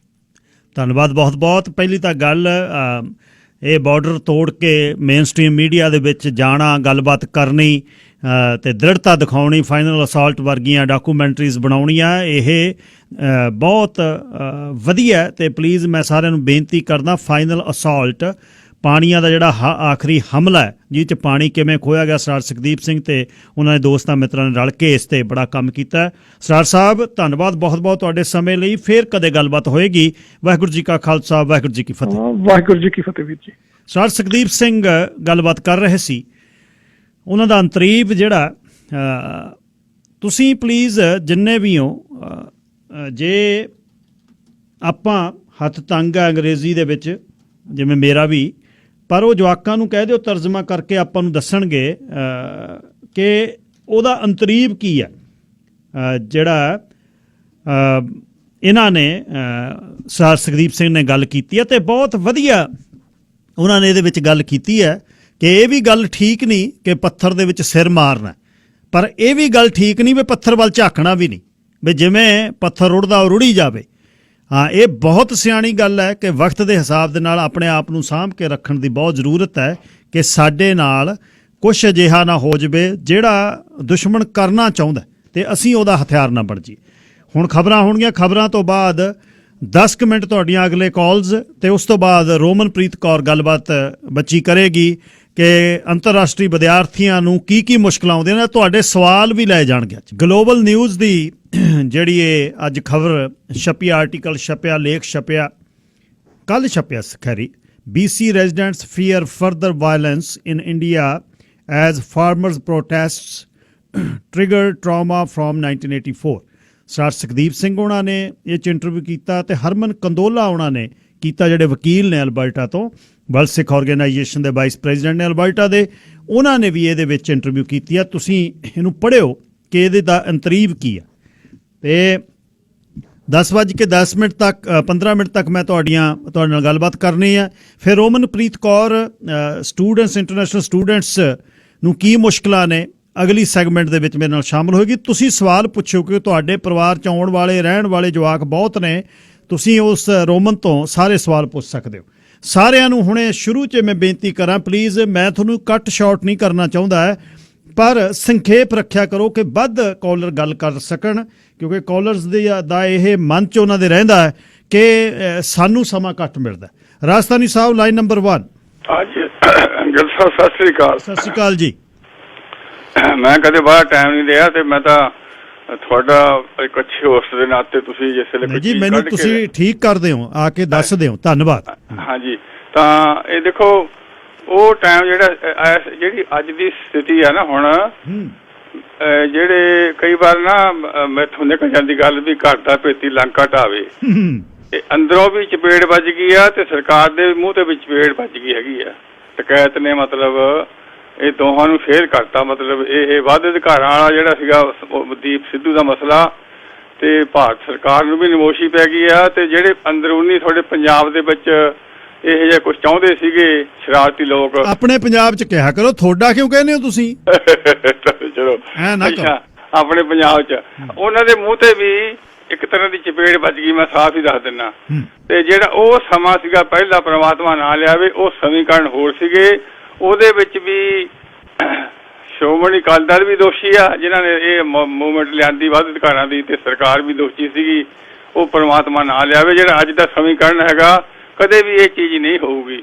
ਜੇ ਸਰਕਾਰ ਨੇ ਕਰਨਾ ਹੁੰਦਾ ਦਿੱਲੀ ਲਾਲ ਕਿਲ੍ਹੇ 'ਚ ਕੁਛ ਨਾ ਕੁਛ, ਨਹੀਂ ਇਹ ਚੀਜ਼ ਨਹੀਂ ਬਣਦੀ ਹੈ। ਸਮੀਕਰਨ ਬਦਲ ਚੁੱਕੇ ਹੈਗੇ ਆ। ਜਾਗਰਤੀ ਪੜ੍ਹ ਲਿਖੇ ਲੋਕ ਤੇ ਲੀਡਰ ਲੋਕ ਵੀ ਅੱਗੇ ਨਾਲ ਸਮਝ ਚੁੱਕੇ ਹੈਗੇ ਵੀ ਉਹ ਚੀਜ਼ ਨਾ ਆਵੇ। ਬਿਲਕੁਲ ਉਹ ਚੀਜ਼, ਹਾਂ ਸੁਚੇਤ ਰਹੋ, ਇਹ ਗੱਲ ਠੀਕ ਕੀਤੀ ਉਹਨੇ, ਮਤਲਬ ਲੋਕ ਦੇ ਵਿੱਚ ਬਿਲਕੁਲ ਇਹ ਚੀਜ਼ ਨਹੀਂ ਹੋਊਗੀ, ਕਿਉਂਕਿ ਮੂਵਮੈਂਟ ਜਿਹੜੀ ਆ ਭਾਰਤ ਦੇ ਵਿੱਚ ਫੈਲ ਚੁੱਕੀ ਸਾਰੇ 'ਚ। ਇਹ ਸਿਰਾ ਤੁਹਾਡੇ ਸਿਰ ਵੱਜਦਾ ਹੈਗਾ ਪੰਜਾਬ ਦੇ, ਆਪਣੇ ਪੰਜਾਬ ਦੇ ਸਿਰ। ਜੇ ਅਸੀਂ ਇਹਨੂੰ ਸਿਰੇ ਲਾ ਦਈਏ, ਇਹ ਆ ਵੱਡੀ ਗੱਲ, ਤੇ ਬੱਲੇ ਬੱਲੇ ਹੋ ਜੂਗੀ ਵੀ ਪੰਜਾਬ 'ਚੋਂ। ਉਹ ਟਕੈਤ ਵੀ ਥੋੜੀ ਸਿਫਤ ਕਰਦਾ, ਕਹਿੰਦਾ ਅਸੀਂ ਵੀ ਖਾਲਿਸਤਾਨੀ ਹੈ ਜੀ, ਇਹ ਸਾਰੇ ਸਿੱਖ ਖਾਲਿਸਤਾਨੀ ਹੈ। ਜਾਟ ਲੋਕ ਦੇਖ ਲਓ ਕਿੰਨੇ ਆ, ਲੱਖਾਂ ਕਰੋੜਾਂ ਦੀ ਤਾਦਾਦ ਦੇ ਵਿੱਚ ਜੁੜ ਗਏ ਆਪਣੇ ਨਾਲ। ਸਾਰਾ ਭਾਰਤ ਇੱਕ ਹੋ ਗਿਆ, ਇੱਕ ਮੁੱਠ ਹੋ ਗਿਆ, ਅੰਦੋਲਨ ਫੈਲ ਗਿਆ ਭਾਰਤ ਦੇ ਵਿੱਚ। ਜੀ ਧੰਨਵਾਦ। ਸਰ ਜਸਵੀਰ ਸਿੰਘ ਗਰੇਵਾਲ ਜੀ, ਲਾਈਨ ਨੰਬਰ 2। ਧੰਨਵਾਦ ਸਰਦਾਰ ਜੀ। ਆ ਸਰਦਾਰ ਹਨ ਨਿਵਾਰਕ, ਮੈਂ ਪੜ੍ਹੀ ਆ ਇਹਨਾਂ ਦੀ ਰਿਪੋਰਟ ਅੱਜ ਸਵੇਰੇ, ਕਮਾਲ ਹੋ ਗਈ। ਮੈਂ ਮਹਿਸੂਸ ਕਰਦਾ ਵੀ ਉਹ ਗੁਰੂ ਸਾਹਿਬ ਦਾ ਇੱਕ ਗੱਲ ਕਹਿੰਦੇ ਨੇ, ਮੇਰੇ ਮਾਧੋ ਜੀ ਸਤ ਸੰਗਤ ਮਿਲੇ ਸੋ ਤਰਿਆ ਜੀ। ਸੱਚੇ ਤੇ ਗਿਆਨ ਵਿੱਚ ਜਦੋਂ ਮਨੁੱਖ ਵਿਅਕਤੀ ਨੂੰ ਇਕਾਗਰ ਕਰਨ ਦੀ ਜਾਚ ਸਿੱਖ ਲੈਂਦਾ ਨਾ, ਫਿਰ ਉਹਨੂੰ ਸਫਲਤਾ ਦੇ ਰਸਤੇ ਜਿਹੜੇ ਆ ਨਜ਼ਰ ਆਉਣ ਲੱਗ ਜਾਂਦੇ ਨੇ। ਇਹ ਅੰਤਰੀਵ ਹੈ ਮਨੁੱਖ ਦੀ ਆਪਣੀ ਆਜ਼ਾਦੀ ਦਾ ਕਹਿ ਲਓ, ਜਾਂ ਮਨੁੱਖ ਦੀ ਆਪਣੀ ਜਿਹੜੀ ਪ੍ਰਵਿਰਤੀ ਆ ਉਹਦੇ ਵਿੱਚ ਸਕੂਨ ਹਾਸਲ ਕਰਨ ਦਾ। ਔਰ ਇਹਨਾਂ ਨੂੰ ਵਧਾਈ ਇਸ ਗੱਲ ਦੀ, ਔਰ ਦੂਰ ਅੰਦੇਸ਼ੀ ਹੈ। ਇੱਕ ਗੱਲ ਤਾਂ ਮੈਂ ਵੀ ਹਮੇਸ਼ਾ ਮੋਸਟਲੀ ਕਹਿਣ ਦੀ ਕੋਸ਼ਿਸ਼ ਕਰਦਾ ਹੁੰਦਾ ਜੀ ਕਿ ਇਹ ਲੰਬਾ ਸਫ਼ਰ ਹੈ, ਔਰ ਸਾਨੂੰ ਆਪਦੇ ਬੱਚਿਆਂ ਨੂੰ ਔਰ ਸਾਨੂੰ ਆਪਣੇ ਆਪ ਨੂੰ ਹੀ ਪੜ੍ਹਾਈ ਵਾਲੇ ਪਾਸੇ, ਗਿਆਨ ਵਾਲੇ ਪਾਸੇ ਨੂੰ ਤੁਰਨ ਦੀ ਕੋਸ਼ਿਸ਼ ਆਰੰਭ ਦੇਣੀ ਚਾਹੀਦੀ ਹੈ। ਇਹਦੇ ਨਾਲ ਸਾਹਮਣੇ ਤੇ ਪਿੱਛੇ ਦੀਆਂ ਵਾਰਦਾਤਾਂ ਦਾ ਛੱਡ ਕੇ ਉਹਦੇ ਪਿਛੋਕੜ ਵਿੱਚ ਕੀ ਲੁਕਿਆ ਹੋਇਆ ਉਹਦੀ ਸਮਝ ਪੈਣ ਦੀ ਥੋੜਾ ਸੁਖਾਲਾ ਹੋ ਜਾਂਦਾ। ਮੈਂ ਇੰਨਾ ਹੀ ਕਹਿਣਾ ਸੀ। ਬਹੁਤ ਮਿਹਰਬਾਨੀ ਸਰਦਾਰ ਜੀ, ਇਦੋਂ ਬਿਨਾਂ ਹੋਰ ਕੋਈ ਰਸਤਾ ਨਹੀਂ। ਮਾਲਕ ਦੇ ਨਾਲ ਜੁੜ ਕੇ ਉਹਦੀ ਅੰਤਰੀਵਤਾ ਨੂੰ ਜੀਵਨ ਜਾਂਚ ਦਾ ਹਿੱਸਾ ਬਣਾਉਣ ਨਾਲ ਮਨੁੱਖ ਨੂੰ ਪ੍ਰਾਪਤੀਆਂ ਦੇ ਰਸਤੇ ਖੋਲ੍ਹਣ ਦੀ ਜਾਂਚ ਆ ਜਾਂਦੀ ਹੈ। ਮਿਹਰਬਾਨੀ, ਧੰਨਵਾਦ ਜੀ, ਬਹੁਤ ਬਹੁਤ। ਫਰੂਟੀਕੈਨਾ ਪ੍ਰੋਗਰਾਮ ਦੇ ਸਪਾਂਸਰ ਕਿਸਾਨਾਂ ਦੀ ਦੁਕਾਨ ਤੇ ਘੱਟ ਕੀਮਤਾਂ ਦੀ ਗਾਰੰਟੀ, 25 ਸਾਲ ਦਾ ਤਜਰਬਾ, 2 ਲੋਕੇਸ਼ਨਾਂ ਐਬਸਫੋਰਡ 'ਚ, ਤੇ ਫਰੈਸ਼ ਤਾਜ਼ੇ ਫਲ, ਤਾਜ਼ੀਆਂ ਸਬਜ਼ੀਆਂ ਫਾਰਮਾਂ ਤੋਂ ਸਿੱਧੀਆਂ ਆਉਂਦੀਆਂ ਨੇ। ਭਾਰਤ ਦੇ ਵਿੱਚ ਕਹਿੰਦੇ 40 ਰੁਪਏ ਕਿਲੋ ਪਿਆਜ਼, ਅਸੀਂ ਵੇਚਦੇ ਹਾਂ 18 ਰੁਪਏ ਕਿਲੋ। ਫਰੂਟੀਕੈਨਾ। ਗੁਰਮੁਖ ਸਿੰਘ ਦਿਓਲ ਜੀ, ਲਾਈਨ ਨੰਬਰ 3। ਸਤਿ ਸ਼੍ਰੀ ਅਕਾਲ ਸਾਹਿਬ। ਸਤਿ ਸ਼੍ਰੀ ਅਕਾਲ ਵੀਰ ਜੀ। ਗੱਲ ਸਾਹਿਬ ਦੇਖੋ, ਇਹਨਾਂ ਸਾਰੀਆਂ ਘਟਨਾਵਾਂ ਦਾ ਦੋ ਤਰੀਕੇ ਨਾਲ ਜੁੜਿਆ ਆ। ਜਿਹੜਾ ਵਾਇਲੈਂਟ ਆ, ਪਹਿਲਾਂ ਤਾਂ ਤੁਹਾਡੇ ਅੰਤਰੀਵ ਤੇ ਵਾਇਲੈਂਟ ਕੀਤਾ ਜਾਂਦਾ, ਮੇਰਾ ਕਹਿੰਦਾ ਮਨੋਵਿਗਿਆਨਕ ਤੇ, ਜਿਹੜਾ ਤੁਹਾਡਾ ਹੁੰਦਾ ਉਹ ਤੁਸੀਂ ਜਦੋਂ ਮੰਨ ਲਿਆ, ਫਿਰ ਤੁਹਾਡੀ ਨਸਲਕੁਸ਼ੀ ਜਾਂ ਜੋ ਵੀ ਤੈਅ ਆ, ਜੇ ਤੁਸੀਂ ਮੰਨ ਲਓ ਉਹਦਾ, ਇਹ ਸੰਸਾਰ 'ਚ ਪਹਿਲਾਂ ਤੋਂ ਹੀ ਹੁੰਦਾ ਆ ਰਿਹਾ। ਇਹ ਮੈਂ ਤਾਂ ਦੱਸਦਾ ਵੀ ਕਿਉਂਕਿ ਜਦੋਂ ਯਹੂਦੀਆਂ ਦੀ ਨਸਲਕੁਸ਼ੀ ਕੀਤੀ ਆ, ਪਹਿਲਾਂ ਲੋਕਾਂ ਨੂੰ ਤਿਆਰ ਕੀਤਾ ਗਿਆ ਹੈਗਾ ਵੀ ਲੋਕਾਂ ਨੂੰ ਇਹ ਲੱਗਣ ਲੱਗ ਪਿਆ ਵੀ ਯਹੂਦੀ ਹੀ ਸਾਡੀਆਂ ਸਮੱਸਿਆਵਾਂ ਦਾ ਕਾਰਨ ਆ। ਫਿਰ ਉਹ ਹਿਟਲਰ ਨੂੰ ਜਸਟੀਫਾਈ ਕਰਨ ਲਈ ਸੌਖਾ ਹੈਗਾ। ਜਿੱਦਣ ਬੋਧੀਆਂ ਦੇ ਹਮਲੇ ਕੀਤੇ ਗਏ ਹੈਗੇ, ਬੋਧੀਆਂ ਦੀ ਇਸੇ ਕਰਕੇ ਨਸਲਕੁਸ਼ੀ ਹੋਈ ਸੀਗੀ ਕਿਉਂਕਿ ਉਹ ਇਕੱਲਾ ਮਨੋਵਿਗਿਆਨਕ ਉਹ ਨਹੀਂ ਲੜ ਸਕਦੇ। ਇਹ ਇਕੱਲਾ ਉਹਦੀ ਮਨੋਵਿਗਿਆਨਕ ਸ਼ੰਕਰਾਚਾਰੀਆ 6ਵੀਂ 7ਵੀਂ ਸਦੀ 'ਚ ਅੱਜ ਬੋਧੀ ਦੱਸਦੇ ਨੇ। ਇਹ ਜਿਹੜਾ ਕਿਸਾਨੀ ਮਸਲਾ ਆ, ਇਹਦੇ ਵਿੱਚ ਆਗੂਆਂ ਨੂੰ ਇਹ ਸਮਝਣਾ ਚਾਹੀਦਾ ਕਿ ਵੀ ਸਟੇਟ ਨੇ ਸਾਡੇ ਨਾਲ ਕੋਈ ਢਿੱਲ ਨਹੀਂ ਕਰਨੀ। ਸਟੇਟ ਨੇ ਸਾਡੇ ਨਾਲ ਪਹਿਲਾਂ ਮਨੋਵਿਗਿਆਨਕ ਹਮਲੇ ਕਰਨੇ, ਫਿਰ ਸਾਡੇ ਤੇ ਵਾਇਲੈਂਟ ਕਰਨਾ। ਕਈ ਵਾਰੀ ਮੈਂ ਅੱਜ ਵੀ ਕਹਿੰਦਾ ਸਟੇਟ ਐਂਡ ਤੱਕ ਕੁਝ ਵੀ ਕਰ ਸਕਦੀ ਹੈ ਜੇ ਸਟੇਟ ਨੂੰ ਲੱਗਦਾ ਸਾਡੇ ਢਾਂਚੇ ਨੂੰ ਖਤਰਾ ਆ। ਉਹ ਜਿਹੜੀ ਦੀਪ ਸਿੱਧੂ ਵਾਲੀ ਤੁਸੀਂ ਗੱਲ ਕੀਤੀ ਸੀਗੀ, ਦੀਪ ਸਿੱਧੂ ਦਾ ਮਨੋਵਿਗਿਆਨਕ ਹਮਲਾ ਸੀਗਾ। ਕਈ ਉਹ 35-40 ਮਿੰਟ 20 ਮਿੰਟ ਲਾਏ ਉਹਨੇ ਤੇ ਮੰਨੇ ਕਈ ਸੰਤਾਂ ਨੂੰ ਅੱਤਵਾਦੀ ਪਰ ਦੀਪ ਨੇ ਉਹ ਨਹੀਂ ਮੰਨਿਆ। ਉਹ ਕਈਆਂ ਨੂੰ ਲੱਗਦਾ ਵੀ ਵੀ ਪਤਾ ਨਹੀਂ ਕਿੱਡਾ ਆ ਤੇ ਉਹ ਤੇ ਖਰਾਬ ਕਰ। ਇਹ ਇੱਕ ਹਮਲਾ ਹੁੰਦਾ। ਜੇ ਮੈਨੂੰ ਕੋਈ ਕਹੇ ਵੀ ਤੂੰ ਕਿਸਾਨੀ ਦੀ ਗੱਲ ਕਰ ਕੂਕ ਕੇ, ਫਿਰ ਮੈਂ ਉਹਨਾਂ ਪੁੱਛੋ ਵੀ ਸ਼ੰਭੂ ਤੱਕ ਤੁਸੀਂ ਕਿਸਾਨੀ ਜੇ ਕੂਕਣੀ ਸੀਗੀ ਤਾਂ ਸ਼ੰਭੂ ਵੀ ਨਹੀਂ ਤੁਸੀਂ ਟੱਪ ਸਕਦੇ ਸੀਗੇ ਜੇ ਇਕੱਲੀ ਕਿਸਾਨੀ ਕੂਕਦੇ ਹੁੰਦੇ। ਅੱਜ ਜਿੱਦਣ ਉਹ ਨਾਲ ਦੀ ਸਟੇਜ ਦੇ ਉੱਤੇ 26 ਜਨਵਰੀ ਦੇ ਘਟਨਾਕ੍ਰਮ ਤੋਂ ਬਾਅਦ ਜਿਹੜੀ ਉਹ ਮੇਰੇ ਮਾਝੇ ਵਾਲਿਆਂ ਦੀ ਹਮਲਾ ਕੀਤਾ ਗਿਆ ਸਟੇਟ ਦੇ ਵੱਲੋਂ, ਉਧਰ ਇਸੇ ਸਟੇਟ ਤੋਂ ਰਾਜੇਵਾਲ ਹੁਣ ਆ ਲੋ ਖੜ ਕੇ ਇਹਨਾਂ ਨੇ ਉਹ ਮਨੋਵਿਗਿਆਨਕ ਹਮਲਾ ਕਬੂਲ ਕੀਤਾ। ਇਹਨਾਂ ਨੇ ਖੁਦ ਕਿਹਾ ਵੀ ਸਾਡੇ ਕੁਛ ਨਹੀਂ ਲੱਗਦੇ, ਅਸੀਂ ਉੱਧਰ ਨਹੀਂ ਜਾਣਾ। ਉਹਨਾਂ ਨੇ ਪੈਂਦੀਆਂ ਪੈਣ। ਦੇਖੋ ਐਡੀ ਕਿਰਤ ਘਣਤਾ ਜਿਹੜੀ ਹੁੰਦੀ ਹੈ, ਇਹ ਡਰੇ ਹੋਏ ਲੋਕਾਂ ਦੀ ਮਾਨਸਿਕਤਾ ਹੁੰਦੀ।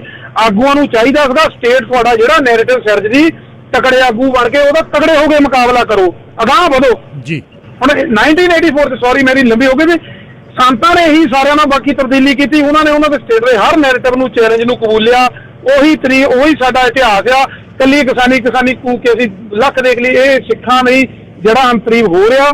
ਇਹ ਸਾਡੀ ਲੜਾਈ ਦੋ ਨਾਲ ਵੀ ਹੈ, ਇੱਕ ਸਟੇਟ ਨਾਲ ਵੀ, ਇੱਕ ਆਪਣਿਆਂ ਨਾਲ ਵੀ ਹੈ ਜਿਹੜੇ ਮਨੋਵਿਗਿਆਨਕ ਤੌਰ ਤੇ ਕਮਜ਼ੋਰ ਹੋ। ਧੰਨਵਾਦ ਜੀ ਵੀਰ ਜੀ। ਆਰਗੈਨਿਕ ਵੇਅਰ ਹਾਊਸ ਪ੍ਰੋਗਰਾਮ ਦੇ ਸਪਾਂਸਰ ਨੇ ਜੀ 6993 King George boulevard 210 number unit. Organic warehouse ਖੋਲ੍ਹਿਆ ਜਿੱਥੋਂ ਤੁਸੀਂ ਜੈਵਿਕ ਜਿਹੜੇ ਆਰਗੈਨਿਕ ਸਾਰੀ ਗਰੋਸਰੀ ਲਿਆ ਸਕਦੇ ਹੋ। ਇੱਕ ਵਾਰ ਟਰਾਈ ਕਰਿਓ। ਮੈਂ ਕਹਾਂ ਬਈ ਆਰਗੈਨਿਕ ਸਬਜ਼ੀਆਂ ਤੇ ਆਰਗੈਨਿਕ ਫਰੂਟ ਲਿਆ ਕੇ, ਇੱਕ ਸੇਬ ਦੇਖਿਓ ਆਰਗੈਨਿਕ ਲਿਆ ਕੇ ਤੇ ਦੂਸਰੇ ਸੇਬ ਦੇ ਦਾ ਤੇ ਦੂਜੇ ਸਿਓ ਦਾ ਤੇ ਇਹਦੇ ਸਿਓ ਦਾ ਕਿੰਨਾ ਫਰਕ ਹੈ। ਇੱਕ ਵਾਰ ਟਰਾਈ ਦੇਖਿਓ ਕਰਕੇ।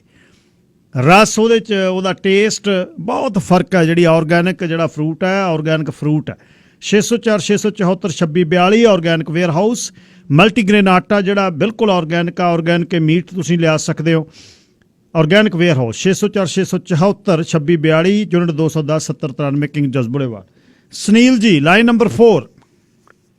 ਹਾਂਜੀ ਸਤਿ ਸ਼੍ਰੀ ਅਕਾਲ ਹਰਜੀਤ ਸਿੰਘ ਜੀ। ਸਤਿ ਸ਼੍ਰੀ ਅਕਾਲ ਵੀਰ ਜੀ। ਅੱਛਾ, ਜਿਹੜੀ ਤੁਸੀਂ ਮੋਰਚੇ ਦੀ ਗੱਲ ਜਾਂ ਜਿਹੜਾ ਜੋ ਕੀ ਕਰ ਰਹੇ ਆ, ਮੈਨੂੰ ਐਂ ਲੱਗਦਾ ਵੀ ਹਜੇ ਤੱਕ ਸਾਨੂੰ ਸਮਝ ਨਹੀਂ ਆਈ ਹੈਗੀ, ਹਜੇ ਆ ਰਹੀ ਹੈ। ਕਿਉਂਕਿ ਜਿਹੜੀਆਂ ਚੀਜ਼ਾਂ ਜੇ ਸਰਕਾਰ ਦਾ ਰਾਜਤੰਤਰ ਸਿੱਧਾ ਹੀ ਤੁਹਾਨੂੰ ਸਮਝ ਆਉਣ ਲੱਗ ਪਏ ਨਾ, ਸਮਝ ਲਓ ਸਰਕਾਰ ਨਹੀਂ ਹੈਗੀ।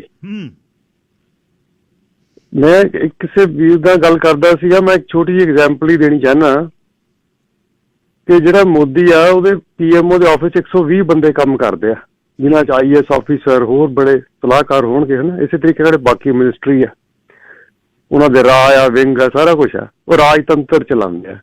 ਜੇਕਰ ਆਪਾਂ ਨੂੰ ਐ ਸਮਝਾਉਣ ਲੱਗ ਪਏ ਫਿਰ ਉਹ ਸਰਕਾਰ ਨਹੀਂ ਹੈਗੀ। ਸੋ ਸਰਕਾਰ ਨੂੰ ਸਮਝਣ ਵਾਸਤੇ ਤੁਹਾਨੂੰ ਉਹਨਾਂ ਜਿੰਨਾ ਹੀ ਬ੍ਰੇਨ ਲਾਉਣਾ ਪਊਗਾ।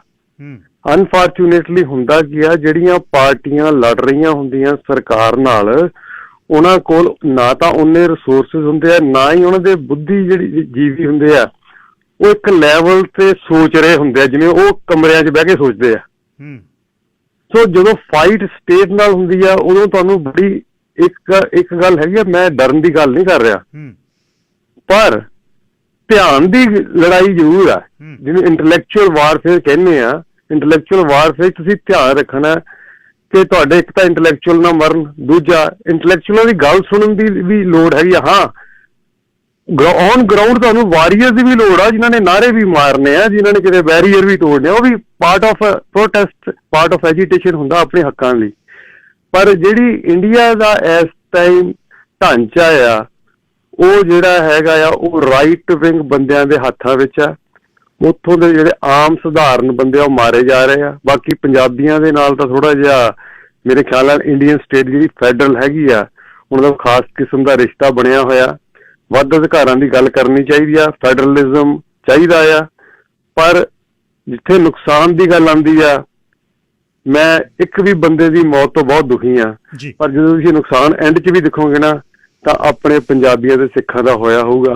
ਸਾਨੂੰ ਧਿਆਨ ਨਾਲ ਇਸ ਲੜਾਈ ਨੂੰ ਲੜਨ ਦੀ ਲੋੜ ਆ। ਧੰਨਵਾਦ ਸੁਨੀਲ ਜੀ। ਸਰਦਾਰ ਪ੍ਰਭਜੋਤਪਾਲ ਸਿੰਘ ਜੀ, ਲਾਈਨ ਨੰਬਰ 5। ਵਾਹਿਗੁਰੂ ਜੀ ਕਾ ਖਾਲਸਾ, ਵਾਹਿਗੁਰੂ ਜੀ ਕਾ ਖਾਲਸਾ, ਵਾਹਿਗੁਰੂ ਜੀ ਕੀ ਫਤਿਹ ਜੀ। ਹਾਂਜੀ, ਮੈਂ ਤਾਂ ਪੜ੍ਹਿਆ ਨਹੀਂ, ਪਰ ਜੋ ਇੰਨੀ ਕੁ ਗੱਲ ਤੁਹਾਡੀ ਸੁਣੀ ਹੈਗੀ ਆ ਸਰਦਾਰ ਸੰਦੀਪ ਸਿੰਘ ਹੁਣਾਂ ਨਾਲ, ਬਿਲਕੁਲ ਗੱਲ ਜਿਹੜੀ ਹੈਗੀ ਆ, ਜਿਹੜਾ ਖਾਦਸ਼ਾ ਆ ਉਹ ਬਿਲਕੁਲ ਬਰਕਰਾਰ ਆ। ਇਸ ਕਰਕੇ ਨਹੀਂ ਵੀ ਜਿਹੜੇ ਉੱਥੇ ਲੋਕ ਆ ਉਹ ਕੋਈ ਮਾੜਾ ਕੰਮ ਕਰ ਰਹੇ ਆ ਜਾਂ ਉਹਨਾਂ ਨੇ ਕੋਈ ਮਾੜਾ ਕੰਮ ਕਰਨਾ ਆ।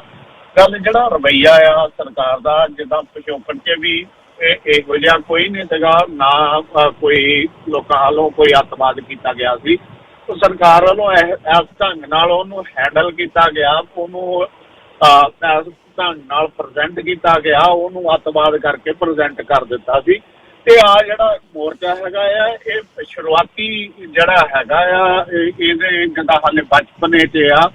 ਬੇਸ਼ੱਕ ਉਹ ਕਾਨੂੰਨ ਵਾਪਸ ਹੋ ਜਾਣ ਜਾਂ ਨਾ ਵਾਪਸ ਹੋ ਜਾਣ, ਇਹ ਤੇ ਸਾਨੂੰ ਬੜਾ ਖੁਸ਼ ਨਹੀਂ ਹੋਣਾ ਚਾਹੀਦਾ। ਦੇਖਣਾ ਇਹ ਚਾਹੀਦਾ ਆ ਜਿਹੜੇ ਸਾਡੇ ਬੈਠੇ ਉੱਥੇ ਰਾਜ ਕਰਨ ਵਾਲੇ ਆ, ਉਹ ਅੰਦੋਲਨ ਜੀਵੀ ਤੇ ਪਰਜੀਵੀ ਦੇ ਆ ਸਾਨੂੰ ਦੇ ਰਹੇ ਹੈਗੇ ਆ ਕਿ ਉਹ ਅੰਦੋਲਨ ਜੀਵੀ ਹੈ, ਪਰਜੀਵੀ ਹੈਗੇ ਆ।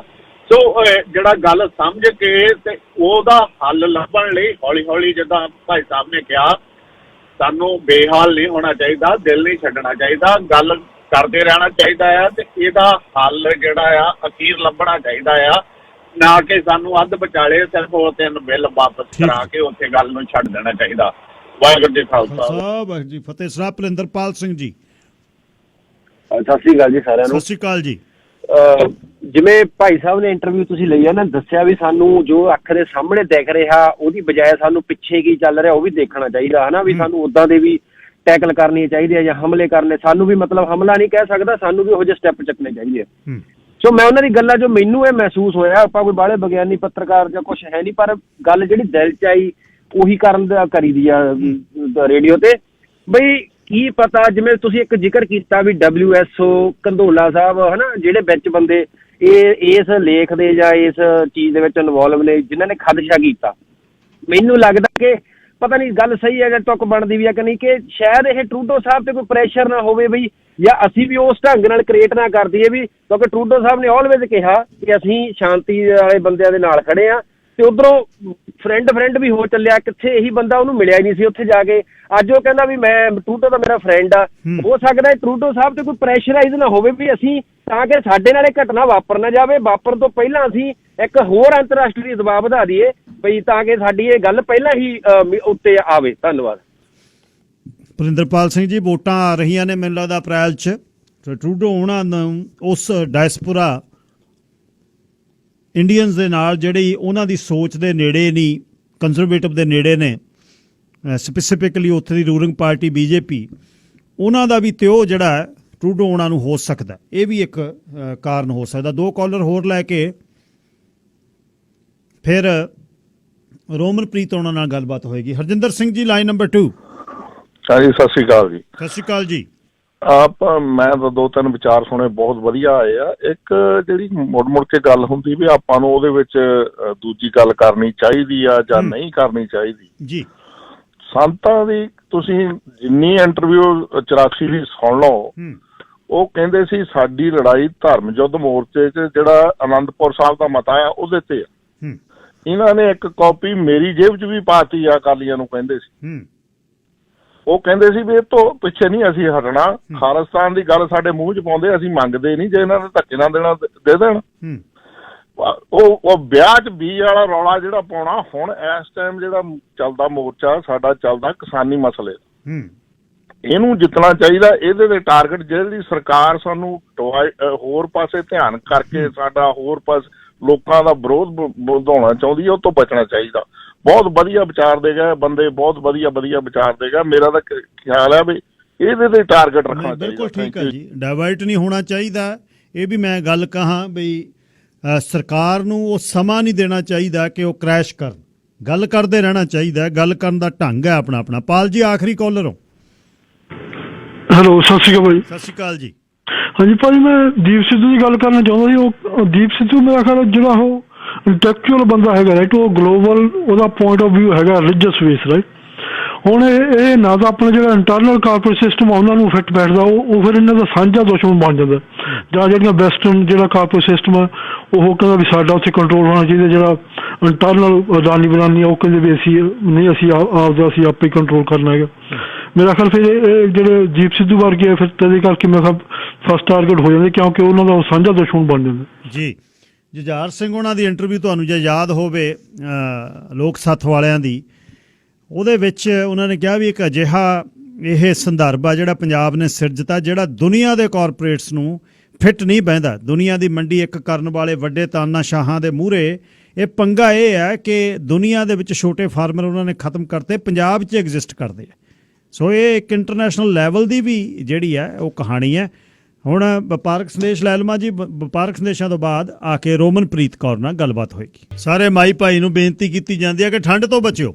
ਹੁਣ ਰੋਮਨਪ੍ਰੀਤ ਮੇਰੇ ਨਾਲ ਹੈ। ਰੋਮਨ ਖੁਸ਼ ਬਾਗੋ ਬਾਗ ਗੱਲਬਾਤ ਕਰਨ ਲਈ, ਤੇ ਰੋਮਨ ਨੂੰ ਸਾਰਾ ਹਫਤਾ ਸਹੇਲੀਆਂ ਦਾ ਤੇ ਨਾਲ ਦੇ ਜਿਹੜੇ ਮੁੰਡੇ ਪੜ੍ਹੇ ਹਮ ਉਮਰ ਉਹਨਾਂ ਦੇ ਮੈਸੇਜ ਆਉਂਦੇ ਰਹਿੰਦੇ ਆ ਵੀ ਤੇਰੀ ਸੈਗਮੈਂਟ ਬਹੁਤ ਵਧੀਆ। ਮੈਂ ਵੀ ਕਹਿਣਾ ਕਿ ਮੇਰੇ ਸ਼ੋਅ ਦੀ ਪ੍ਰੋਡਿਊਸਰ ਹੈ ਰੋਮਨ, ਤੇ ਸੈਗਮੈਂਟ ਰੋਮਨ ਦੀ ਬਹੁਤ ਵਧੀਆ ਹੁੰਦੀ। ਰੋਮਨ ਸਵਾਗਤ, ਸਤਿ ਸ਼੍ਰੀ ਅਕਾਲ। ਸਤਿ ਸ਼੍ਰੀ ਅਕਾਲ ਮਿਸਟਰ ਗਿੱਲ, ਸਾਰੇ ਸਰੋਤਿਆਂ ਨੂੰ ਵੀ ਮੇਰੇ ਵੱਲੋਂ ਸਤਿ ਸ਼੍ਰੀ ਅਕਾਲ। ਅੱਛਾ, ਆਪਾਂ ਅੱਜ ਕਾਲਸ ਲੈਣੀਆਂ ਨੇ। ਬਹੁਤ ਸਵਾਲ ਲੋਕ ਤੁਹਾਨੂੰ ਪੁੱਛਣੇ ਚਾਹੁੰਦੇ ਸੁਣਨ ਵਾਲੇ ਸਾਡੇ, ਕਿਉਂਕਿ ਉਹਨਾਂ ਦੇ ਰਿਸ਼ਤੇਦਾਰੀ 'ਚੋਂ ਬੱਚੇ ਹਲੇ ਆਉਣ ਵਾਲੇ ਨੇ ਜਾਂ ਇੱਥੇ ਆ ਗਏ ਨੇ। ਅੱਛਾ, ਪਹਿਲਾਂ ਤਾਂ ਇਹ ਆਪਾਂ ਪਿਛਲੀ ਵਾਰ ਇਹ ਕਰ ਰਹੇ ਸੀ ਵੀ ਇਮੀਡੀਏਟ ਜਦ ਆਉਂਦੇ ਆ ਮੁਸ਼ਕਿਲਾਂ ਜਿਹੜੀਆਂ ਇੰਟਰਨੈਸ਼ਨਲ ਸਟੂਡੈਂਟਸ ਨੂੰ, ਉਹਨੂੰ ਹੁਣ ਅੱਗੇ ਚੱਲਿਓ ਵੀ ਪਿਛਲੀ ਵਾਰ ਜਿਹੜੀ ਗੱਲ ਕਰਦੇ ਸੀ ਉੱਥੋਂ ਹੀ ਅੱਗੇ ਚੱਲੀ। ਪਹਿਲਾਂ ਮੈਂ ਇੱਕ ਸਮਰੀ ਦੇ ਵਿੱਚ ਦੱਸ ਦਿੰਦੀ ਹਾਂ ਕਿ ਕੀ ਮੁਸ਼ਕਿਲਾਂ ਆਉਂਦੀਆਂ। ਜਿਹੜੀ ਸਭ ਤੋਂ ਪਹਿਲੇ ਨੰਬਰ 'ਤੇ ਹੁੰਦੀ ਹੈ ਜੀ ਹੋਮ ਸਿਕਨੈਸ। ਜਿਹੜੇ ਪਹਿਲਾਂ ਆਉਂਦੇ, ਜ਼ਰੂਰੀ ਨਹੀਂ ਕਿ ਸਟੂਡੈਂਟ ਸੀ, ਜਿਹੜੇ ਪਹਿਲਾਂ ਇਮੀਗ੍ਰੈਂਟ ਆਉਂਦੇ ਆ ਸਾਰਿਆਂ ਨੂੰ ਹੋਮ ਸਿਕਨੈਸ ਦੀ ਬਹੁਤ ਬੁਰੀ ਕਹਿੰਦੇ ਆ ਕਿ ਬਹੁਤ ਬੁਰਾ ਪ੍ਰਭਾਵ ਪੈਂਦਾ ਵਾ ਹੋਮ ਸਿਕਨੈਸ ਦਾ। ਫਿਰ ਜੀ ਵੈਦਰ ਕਲਾਈਮੇਟ ਦੇ ਵਿੱਚ ਐਡਜਸਟ ਹੋਣਾ, ਲੈਂਗੁਏਜ ਬੈਰੀਅਰਸ ਬਹੁਤ ਆਉਂਦੇ ਆ। ਫਿਰ ਆ ਕੇ ਕੰਮ ਲੱਭਣਾ, ਬਿਕੋਜ਼ ਆਪਾਂ ਬਾਹਰਲੀ ਕੰਟਰੀ 'ਚ ਆਏ ਆ, ਕੰਮ ਤਾਂ ਕਰਨਾ ਹੀ ਪੈਣਾ ਵਾ। ਫਿਰ ਕੰਮ ਲੱਭਣਾ, ਫਿਰ ਜਿਹੜਾ ਕਲਚਰ ਆ ਇੱਥੇ ਦਾ ਕਲਚਰ ਇੰਡੀਆ ਦੇ ਕਲਚਰ ਨਾਲੋਂ ਬਹੁਤ ਡਿਫਰੈਂਟ ਆ। ਉਹ ਕਲਚਰ ਦੇ ਵਿੱਚ ਅਡੈਪਟ ਕਿੱਦਾਂ ਹੋਣਾ ਵਾ, ਜਿਹੜੇ ਇੱਥੇ ਆਲਰੇਡੀ ਰਹਿ ਰਹੇ ਆ ਲੋਕ ਉਹਨਾਂ ਦੇ ਨਾਲ ਕਿੱਦਾਂ ਗੱਲ ਕਰਨੀ ਆ, ਉਹਨਾਂ ਦੇ ਨਾਲ ਕਿੱਦਾਂ ਘੁਲਣਾ ਮਿਲਣਾ ਵਾ ਉਹਦੀ। ਫਿਰ ਉਸ ਤੋਂ ਬਾਅਦ ਆਉਂਦੀ ਅਕੋਮੋਡੇਸ਼ਨ, ਕਿ ਰਹਿਣਾ ਕਿੱਥੇ ਆ, ਕਿੱਦਾਂ ਰਹਿਣਾ। ਜਿਹੜੇ ਰਿਸ਼ਤੇਦਾਰਾਂ ਕੋਲ ਵੀ ਆਉਂਦੇ ਆ ਉਹ ਆਲ ਦ ਟਾਈਮ ਨਹੀਂ ਰਹਿ ਸਕਦੇ, 1 ਮਹੀਨੇ ਬਾਅਦ 2 ਹਫ਼ਤਿਆਂ ਬਾਅਦ ਉਹਨਾਂ ਨੂੰ ਮੂਵ ਆਊਟ ਹੋਣਾ ਪੈਂਦਾ ਵਾ। ਤੇ ਉਸ ਤੋਂ ਬਾਅਦ ਅਕੋਮੋਡੇਸ਼ਨ। ਫਿਰ ਜਦੋਂ ਪਹਿਲਾਂ ਇੰਟਰਨੈਸ਼ਨਲ ਸਟੂਡੈਂਟ ਆਇਆ, ਜਿੱਦਾਂ ਇੰਡੀਆ ਦੀ ਜਿਹੜੀ ਪੜ੍ਹਾਈ ਆ ਉਹ ਕੈਨੇਡਾ ਨਾਲੋਂ ਬਹੁਤ ਡਿਫਰੈਂਟ ਆ। ਜਦੋਂ ਕੈਨੇਡਾ ਦੇ ਵਿੱਚ ਆਉਣਾ ਵਾ, ਕਾਲਜ ਦੇ ਜਿਹੜੇ ਅਕੈਡਮਿਕ ਇਸ਼ੂਜ਼ ਹੁੰਦੇ ਆ, ਕਲਾਸਿਸ ਕਿੱਦਾਂ ਲੈਣੀਆਂ ਵਾ, ਜਿਹੜੇ ਨਾਲ ਪੜ੍ਹਦੇ ਆ, ਕਈ ਵਾਰ ਯੂਨੀਵਰਸਿਟੀ ਵਿੱਚ ਜਾਵਾਂਗੇ ਤੇ ਰਸਤਾ ਹੀ ਨਹੀਂ ਲੱਭਦਾ ਹੁੰਦਾ ਕਿ ਇਹ ਮੇਰੀ ਕਲਾਸ ਆ, ਜਾਈਏ ਕਿੱਧਰ ਨੂੰ। ਤੇ ਇਹ ਸਾਰੀ ਸਮਰੀ ਦੇ ਵਿੱਚ ਇਹ ਆ ਕਿ ਇਹ ਸਾਰੀਆਂ ਪ੍ਰੋਬਲਮਸ ਆ ਜਿਹੜੇ ਪਹਿਲਾਂ ਬੱਚੇ ਆਉਂਦੇ ਆ ਉਹਨਾਂ ਨੂੰ ਇਹ ਪ੍ਰੋਬਲਮਸ ਆਉਂਦੀਆਂ ਵਾ। ਤੁਹਾਡੇ ਇਨੀਸ਼ੀਅਲ ਜਿਹੜੇ 2 ਹਫ਼ਤੇ 3 ਹਫ਼ਤੇ ਜਿਸ ਤਰ੍ਹਾਂ ਪਿਛਲੀ ਵਾਰ ਦੱਸਿਆ ਕਿ ਗੁਆਂਢ ਵਿੱਚ ਬਾਬਾ ਜੀ ਸੀ, ਤੁਸੀਂ ਉਹਨਾਂ ਕੋਲ ਬਹਿੰਦੇ ਹੋ, ਤੁਹਾਨੂੰ ਦੱਸਦੇ। ਜੇ ਇਸ ਨੂੰ ਆਪਾਂ ਸਮਰਾਈਜ਼ ਕਰਨਾ ਹੋਵੇ ਵੀ ਕਮਿਊਨਿਟੀ ਇਹਦੇ ਵਿੱਚ ਕਿਵੇਂ ਹੈਲਪਫੁਲ ਹੋ ਸਕਦੀ ਹੈ, ਕਮਿਊਨਿਟੀ ਜਦ ਵੇਖਦੀ ਹੈ ਇਸ ਇੰਟਰਨੈਸ਼ਨਲ ਕਿਸੇ ਸਟੂਡੈਂਟਸ ਨੂੰ, ਕਮਿਊਨਿਟੀ ਕੀ ਕਰ ਸਕਦੀ ਹੈ? ਜਿਹੜੀ ਕਮਿਊਨਿਟੀ ਸਪੋਰਟ ਆ ਉਹ ਬਹੁਤ ਮਤਲਬ ਇੰਪੋਰਟੈਂਟ ਰੋਲ ਪਲੇ ਕਰਦੀ ਆ, ਕਿਉਂਕਿ ਆਪਾਂ ਨੂੰ ਪਤਾ ਲੱਗ ਜਾਂਦਾ ਵਾ ਦੇਖ ਕੇ ਕਿ ਇਹ ਨਵਾਂ ਆਇਆ ਵਾ। ਜਦੋਂ ਆਪਾਂ ਕਿਸੇ ਨੂੰ ਵੀ ਦੇਖਦੇ ਆ ਆਪਾਂ ਦੱਸ ਸਕਦੇ ਆ। ਜਦੋਂ ਕੋਈ ਮਿਲਦਾ ਵਾ, ਕੋਈ ਤੁਹਾਨੂੰ ਪਤਾ ਲੱਗਦਾ ਵਾ ਕਿ ਕਿਸੇ ਨੂੰ ਨਹੀਂ ਪਤਾ ਲੱਗਦਾ ਪਿਆ ਕੁਝ, ਤੁਸੀਂ ਉਹਨਾਂ ਨੂੰ ਹੈਲਪ ਆਫਰ ਲੱਗ ਜਾਂਦਾ ਤਾਂ ਹਾਂਜੀ ਉਹਨਾਂ ਨੂੰ ਹੈਲਪ ਆਫਰ ਕਰ ਸਕਦੇ ਹੋ। ਕਿ ਜੇ ਤੁਸੀਂ ਬੱਸ ਸਟਾਪ ਤੇ ਖੜੇ ਆ, ਕਿਸੇ ਨੂੰ ਬੱਸ ਦਾ ਨਹੀਂ ਪਤਾ ਲੱਗਦਾ ਪਿਆ, ਤੁਸੀਂ ਉਹਨਾਂ ਨੂੰ ਪੁੱਛ ਸਕਦੇ ਹੋ। ਜੇ ਤੁਸੀਂ ਯੂਨੀਵਰਸਿਟੀ ਵਿੱਚੋਂ, ਸਕੂਲ ਵਿੱਚੋਂ ਜਾਂ ਫਿਰ ਕਿਸੇ ਮਾਲ ਦੇ ਵਿੱਚ ਗਏ ਹੋ ਤੇ ਪਤਾ ਬੰਦੇ ਦੇ ਐਕਸਪ੍ਰੈਸ਼ਨ ਤੋਂ ਪਤਾ ਲੱਗ ਜਾਂਦਾ ਵਾ ਕਿ ਹੀ ਔਰ ਸ਼ੀ ਨੀਡਸ ਹੈਲਪ, ਤਾਂ ਫਿਰ ਆਪਾਂ ਉਹਨਾਂ ਨੂੰ ਪਤਾ ਕਰ ਸਕਦੇ ਹਾਂ। ਜਿਹੜੇ ਫਿਰ ਤੁਸੀਂ ਉਹਨਾਂ ਨੂੰ ਡਿਫਰੈਂਟ ਵੇਜ਼ ਦੱਸ ਸਕਦੇ ਹੋ। ਜਿੱਦਾਂ ਵੋਲੰਟੀਅਰ, ਮੈਨੂੰ ਵੋਲੰਟੀਅਰ ਸਰਵਿਸਿਜ਼ ਦੇ ਨਾਲ ਬਹੁਤ ਜ਼ਿਆਦਾ ਹੈਲਪ ਮਿਲੀ, ਮੈਂ ਕਮਿਊਨਿਟੀ ਦੇ ਵਿੱਚ ਅੰਗੇਜ ਹੋਈ। ਤੁਸੀਂ ਉਹਨਾਂ ਨੂੰ ਦੱਸ ਸਕਦੇ ਹੋ ਜਿਹੜੇ ਨਵੇਂ ਆਏ ਆ ਕਿ ਤੁਸੀਂ ਵੋਲੰਟੀਅਰ ਕਰੋ, ਜਿਹਦੇ ਨਾਲ ਤੁਹਾਨੂੰ ਇਨਵਾਇਰਨਮੈਂਟ ਦਾ ਵੀ ਪਤਾ ਲੱਗੂਗਾ, ਲੋਕਾਂ ਦਾ ਵੀ ਪਤਾ ਲੱਗੂਗਾ ਤੇ ਤੁਹਾਨੂੰ ਵੱਧ ਐਕਸਪੋਜ਼ਰ ਵੀ ਮਿਲੂਗਾ। ਤੇ ਆਪ ਆਨਲਾਈਨ ਤੁਸੀਂ ਪਹਿਲਾਂ ਦੇਖ ਸਕਦੇ ਹੋ ਵੀਡੀਓਜ਼, ਕਾਜ਼ ਬਹੁਤ ਸਾਰੇ ਇੰਟਰਨੈਸ਼ਨਲ ਸਟੂਡੈਂਟਸ ਆ ਜਿਹੜੇ ਕਿ ਬਲੌਗਸ ਪਾਉਂਦੇ ਆ ਕਿ ਉਹ ਪਹਿਲਾਂ ਆਏ ਬਲੌਗ ਕੀ ਕੀ ਹੋਇਆ। ਹਾਂਜੀ, ਤਾਂ ਫਿਰ ਤੁਸੀਂ ਉਹ ਬਲੌਗ ਸਰਚ ਕਰ ਸਕਦੇ ਹੋ, ਉਦੋਂ ਤੋਂ ਤੁਹਾਨੂੰ ਥੋੜਾ ਜਿਹਾ ਆਈਡੀਆ ਹੋ ਜਾਊਗਾ ਕਿ ਜੇ ਕੋਈ ਪ੍ਰੋਬਲਮ ਆ ਰਹੀ ਆ ਉਹਨੂੰ ਕਿੱਦਾਂ ਟੈਕਲ ਕਰਨਾ ਵਾ। ਜਿਹੜੀ ਫਸਟ ਹੈਂਡ ਅਕੋਮੋਡੇਸ਼ਨ ਦੀ ਜਿਹੜੀ ਮੁਸ਼ਕਲ ਜੋ ਤੁਸੀਂ ਲੰਘੇ, ਉਹ ਜਿਹੜੇ ਲੈਂਡਲੌਰਡਸ ਨੇ ਜਿੱਥੇ ਆ ਕੇ ਬੱਚੇ ਰਹਿੰਦੇ ਆ, ਉਹਨਾਂ ਨੂੰ ਕੀ ਸੁਨੇਹਾ ਦੇਣਾ ਚਾਹੁੰਦੇ ਹੋ? ਕੀ ਖਿਆਲ ਰੱਖਣ ਪਹਿਲੇ 2-3 ਹਫ਼ਤੇ? ਲੈਂਡਲॉर्ड्स ਇੱਕ ਬਹੁਤ ਮੇਜਰ ਇੰਪੋਰਟੈਂਟ ਰੋਲ ਪਲੇ ਕਰਦੇ ਆ, ਲਾਈਕ ਮਤਲਬ ਇਨੀਸ਼ੀਅਲੀ ਵੀ ਨਹੀਂ, ਆਲ ਦ ਟਾਈਮ, ਕਿ ਉਹ ਕਿੱਦਾਂ ਉਹਨਾਂ ਦੇ ਨਾਲ ਗੱਲ ਕਰਦੇ ਆ, ਕਿੱਦਾਂ ਉਹਨਾਂ ਦੇ ਨਾਲ ਰਹਿੰਦੇ ਆ। ਉਹ ਉਹਨਾਂ ਨੂੰ ਥੋੜੀ ਜਿਹੀ ਸਪੋਰਟ ਕਰ ਸਕਦੇ ਆ, ਉਹਨਾਂ ਨੂੰ ਦੱਸ ਸਕਦੇ ਆ ਕਿ ਇੱਥੋਂ ਦੀ ਗਰੋਸਰੀ ਮਿਲਣੀ ਆ, ਜਾਂ ਫਿਰ ਤੁਸੀਂ ਇੱਦਾਂ ਕਰ ਸਕਦੇ ਹੋ। ਜਿਹੜੇ ਮੇਰੇ ਲੈਂਡਲॉर्ड ਸੀ, ਜਦੋਂ ਮੈਂ ਪਹਿਲੀ ਵਾਰ ਆਈ ਸੀਗੀ, ਜਦੋਂ ਮੈਂ ਫਸਟ ਟਾਈਮ ਗਰੋਸਰੀ ਕਰਨ ਜਾਣੀ ਸੀ, ਮੈਨੂੰ ਪਤਾ ਨਹੀਂ ਸੀਗਾ ਗਰੋਸਰੀ ਕਿੱਥੋਂ ਕਰਨੀ, ਕਿੱਦਾਂ ਕਰਨੀ, ਤਾਂ ਫਿਰ ਆਂਟੀ ਨੇ ਮੈਨੂੰ ਆਪ ਆਵਾਜ਼ ਮਾਰ ਕੇ ਕਿਹਾ ਕਿ ਪੁੱਤ ਤੂੰ ਗਰੋਸਰੀ ਕਰਨ ਹੋਣੀ ਆ ਤੇ ਤੂੰ ਮੇਰੇ ਨਾਲ ਚੱਲ ਪਾ। ਲਾਈਕ ਮੈਨੂੰ ਇਹ ਚੀਜ਼ ਦੇ ਨਾਲ ਬਹੁਤ ਰਿਲੀਫ ਮਿਲੀ, ਬਿਕੋਜ਼ ਪਹਿਲੀ ਵਾਰ ਪ੍ਰੋਬਲਮ ਆਂਦੀ ਆ, ਉਸ ਤੋਂ ਬਾਅਦ 'ਚ ਬੰਦਾ ਆਪ ਹੀ ਹੌਲੀ ਸਿੱਖ ਜਾਂਦਾ ਵਾ। ਖਬਰਾਂ ਸੁਣਾ ਦਈਏ, ਖਬਰਾਂ ਤੋਂ ਬਾਅਦ ਫਿਰ ਕਾਲ 604-204-0600। ਰੋਮਨ ਮੇਰੇ ਨਾਲ ਰਹੇਗੀ, ਤੁਸੀਂ ਸਵਾਲ ਉਹਨਾਂ ਤੋਂ ਪੁੱਛ ਸਕਦੇ ਹੋ ਕਿ ਕੀ ਜਿਹੜੀਆਂ ਬੱਚਿਆਂ ਦੀਆਂ ਐਡਮਿਸ਼ਨਸ ਦੇ ਬਾਰੇ, LMIA ਦੀਆਂ ਮੁਸ਼ਕਲਾਂ ਜਾਂ ਕੋਈ ਵੀ ਕਿਸੇ ਕਿਸਮ ਦੀ, ਕਿਉਂਕਿ ਆਪ ਰੋਮਨ ਨੇ ਸਾਰਾ ਕੁਝ ਕੀਤਾ ਤੇ ਉਸ ਕੋਲ ਬਹੁਤ ਤਜਰਬਾ ਇਸ ਦੇ ਬਾਰੇ। ਗੱਲਬਾਤ ਹੋਏਗੀ। ਤੁਹਾਨੂੰ ਮੈਂ ਫੋਨ ਕਰਨ ਨੂੰ ਕਹਿਣਾ 604-204-0600। ਤੁਹਾਡਾ ਤਜਰਬਾ, ਇੰਟਰਨੈਸ਼ਨਲ ਸਟੂਡੈਂਟਸ ਜੇ ਸੁਣ ਰਹੇ ਨੇ ਉਹ ਵੀ ਆਪਣਾ ਇਨਪੁਟ ਪਾ ਸਕਦੇ ਨੇ, ਰੋਮਨ ਜਿਸ ਤਰ੍ਹਾਂ ਕਰ ਰਹੀ ਹੈ। ਸੋ ਮਕਲਮ ਪੀਜ਼ਾ 604-746-3636। ਰੋਮਨ ਕੁਛ ਕਾਲਰ ਲੈ ਲਈਏ ਜੀ। ਪਹਿਲੇ ਕਾਲਰ ਅਰੁਣ ਜੀ, ਤੁਸੀਂ 에ਅਰ ਤੇ ਹੋ ਜੀ? ਹੈਲੋ, ਹਾਂਜੀ ਹਾਂਜੀ ਸਰ, ਸਤਿ ਸ੍ਰੀ ਅਕਾਲ ਜੀ। ਸਤਿ ਸ਼੍ਰੀ ਅਕਾਲ ਅਰੁਣ ਜੀ। ਹਾਂਜੀ ਸਰ, ਮੈਂ ਦੱਸਣਾ ਚਾਹੁੰਦਾ ਕਿ ਕਈ ਵਾਰ ਸਟੂਡੈਂਟ ਜਦੋਂ ਆਉਂਦੇ ਆ ਕਿ ਮੇਰੇ ਨਾਲ ਹੋਇਆ ਸੀਗਾ ਤੇ ਕੋਈ ਮੈਨੂੰ ਪਿਕ ਕਰਨ ਨਹੀਂ ਆਇਆ ਸੀ, ਮੇਰਾ ਫਰੈਂਡ 에ਅਰਪੋਰਟ ਤੋਂ। ਅੱਛਾ। ਫਿਰ ਮੈਂ ਹਾਂਜੀ, ਤੇ ਫਿਰ ਆਪਣੇ ਕਿਸੇ ਅੰਕਲ ਨੂੰ ਫੋਨ ਕੀਤਾ ਤੇ ਉਹ ਮੈਨੂੰ ਫਿਰ ਲੈਣ ਆਏ ਸੀਗੇ, ਤੇ ਉਹ ਕਹਿੰਦਾ ਮੈਂ ਕੰਮ ਤੇ ਬਿਜੀ ਸੀਗਾ, ਮੈਨੂੰ ਭੁੱਲ ਗਿਆ। ਫਿਰ ਕਈ ਵਾਰ ਇਹ ਵੀ ਪ੍ਰੋਬਲਮ ਆਉਂਦੀਆਂ ਜਦੋਂ ਸਟੂਡੈਂਟ ਨਵਾਂ ਆਉਂਦਾ। ਸੋ ਜਦ ਤੁਸੀਂ ਉਤਰਦੇ ਹੋ, ਤੁਹਾਨੂੰ ਆਪਣੇ ਆਪ ਨੂੰ ਰੈਡੀ ਰੱਖਣਾ ਚਾਹੀਦਾ ਵੀ ਜਿਹਨੇ ਤੁਹਾਨੂੰ ਪਿਕ ਕਰਨ ਆਉਣਾ ਹੈ ਉਹਨੇ ਨਹੀਂ ਆਉਣਾ। ਹਾਂਜੀ, ਇਹ ਸੋਚਣਾ ਚਾਹੀਦਾ। ਹਾਂਜੀ, ਹੋ ਸਕਦਾ, ਕਰ ਸਕਦੇ ਆਪਾਂ। ਅੱਛਾ ਰੋਮਨ, ਜਦ ਉਤਰਦੇ ਆ ਬੱਚੇ ਉੱਥੇ, ਹਾਂਜੀ, ਅਸੀਂ ਜੇ ਪਰਿਵਾਰ ਨਾਲ ਕੋਈ ਪੁਆਇੰਟ ਸਿਸਟਮ ਵਾਲਾ ਆਇਆ, ਵਿਆਹ ਬੂ ਵਾਲੇ ਹੁਣ ਤਾਂ ਲੈਣ ਆ ਜਾਂਦੇ ਨੇ ਸਹੁਰੇ, ਉਦਣ ਗੇਂਦੇ ਗੁੰਦੇ ਦੇ ਫੁੱਲ ਵੀ ਹੁੰਦੇ ਨੇ ਜਦੋਂ ਮੁੰਡਾ ਆਉਂਦਾ ਜਾਂ ਕੁੜੀ ਆਉਂਦੀ ਹੈ, ਬੁੱਕੇ ਟਾਈਪ ਦੇਖਿਆ ਉੱਥੇ, ਸਾਰੇ ਟੱਬਰ, ਫੋਟੋਆਂ, ਬੁੱਕੇ। ਉਹ ਪਤਾ ਹੁੰਦਾ ਵੀ ਬੁੱਕੇ 5-4 ਦਿਨ ਦੇ ਨੇ, ਮੁੜ ਕੇ ਜਿੱਦਣ ਕੰਮ ਤੇ ਜਾਣਾ ਸਿਨ ਬਣਨ ਤੱਕ ਕੇ ਬੁੱਕੇ ਨੇ, ਰੋਟੀਆਂ ਪਾਣੀਆਂ, ਜਾਂ ਇੱਧਰ ਆ ਜਾਓ ਉੱਧਰ ਚਲੇ ਜਾਓ। ਜਿਹੜੇ ਉਤਰਦੇ ਆ ਰੋਮਨ, ਉੱਥੇ ਕੀ ਮੁਸ਼ਕਲ ਆਉਂਦੀ ਆ? ਰੁੱਝ ਜਾਂਦੇ ਆ ਜਦ ਆਉਂਦੇ ਆ, ਹਨਾ? ਪਹਿਲਾਂ ਜਦੋਂ ਆਪਾਂ ਪਿਛਲੀ ਵਾਰ ਵੀ ਗੱਲ ਕੀਤੀ ਸੀ, ਜਦੋਂ ਮੈਂ 에ਅਰਪੋਰਟ ਤੇ ਵੀ ਕੰਮ ਕੀਤਾ ਵਾ, ਤਾਂ ਫਿਰ ਮੈਂ ਕਾਫੀ ਐਕਸਪੀਰੀਅੰਸ ਕੀਤੀ ਹੈ ਇੱਦਾਂ ਦੀਆਂ ਚੀਜ਼ਾਂ।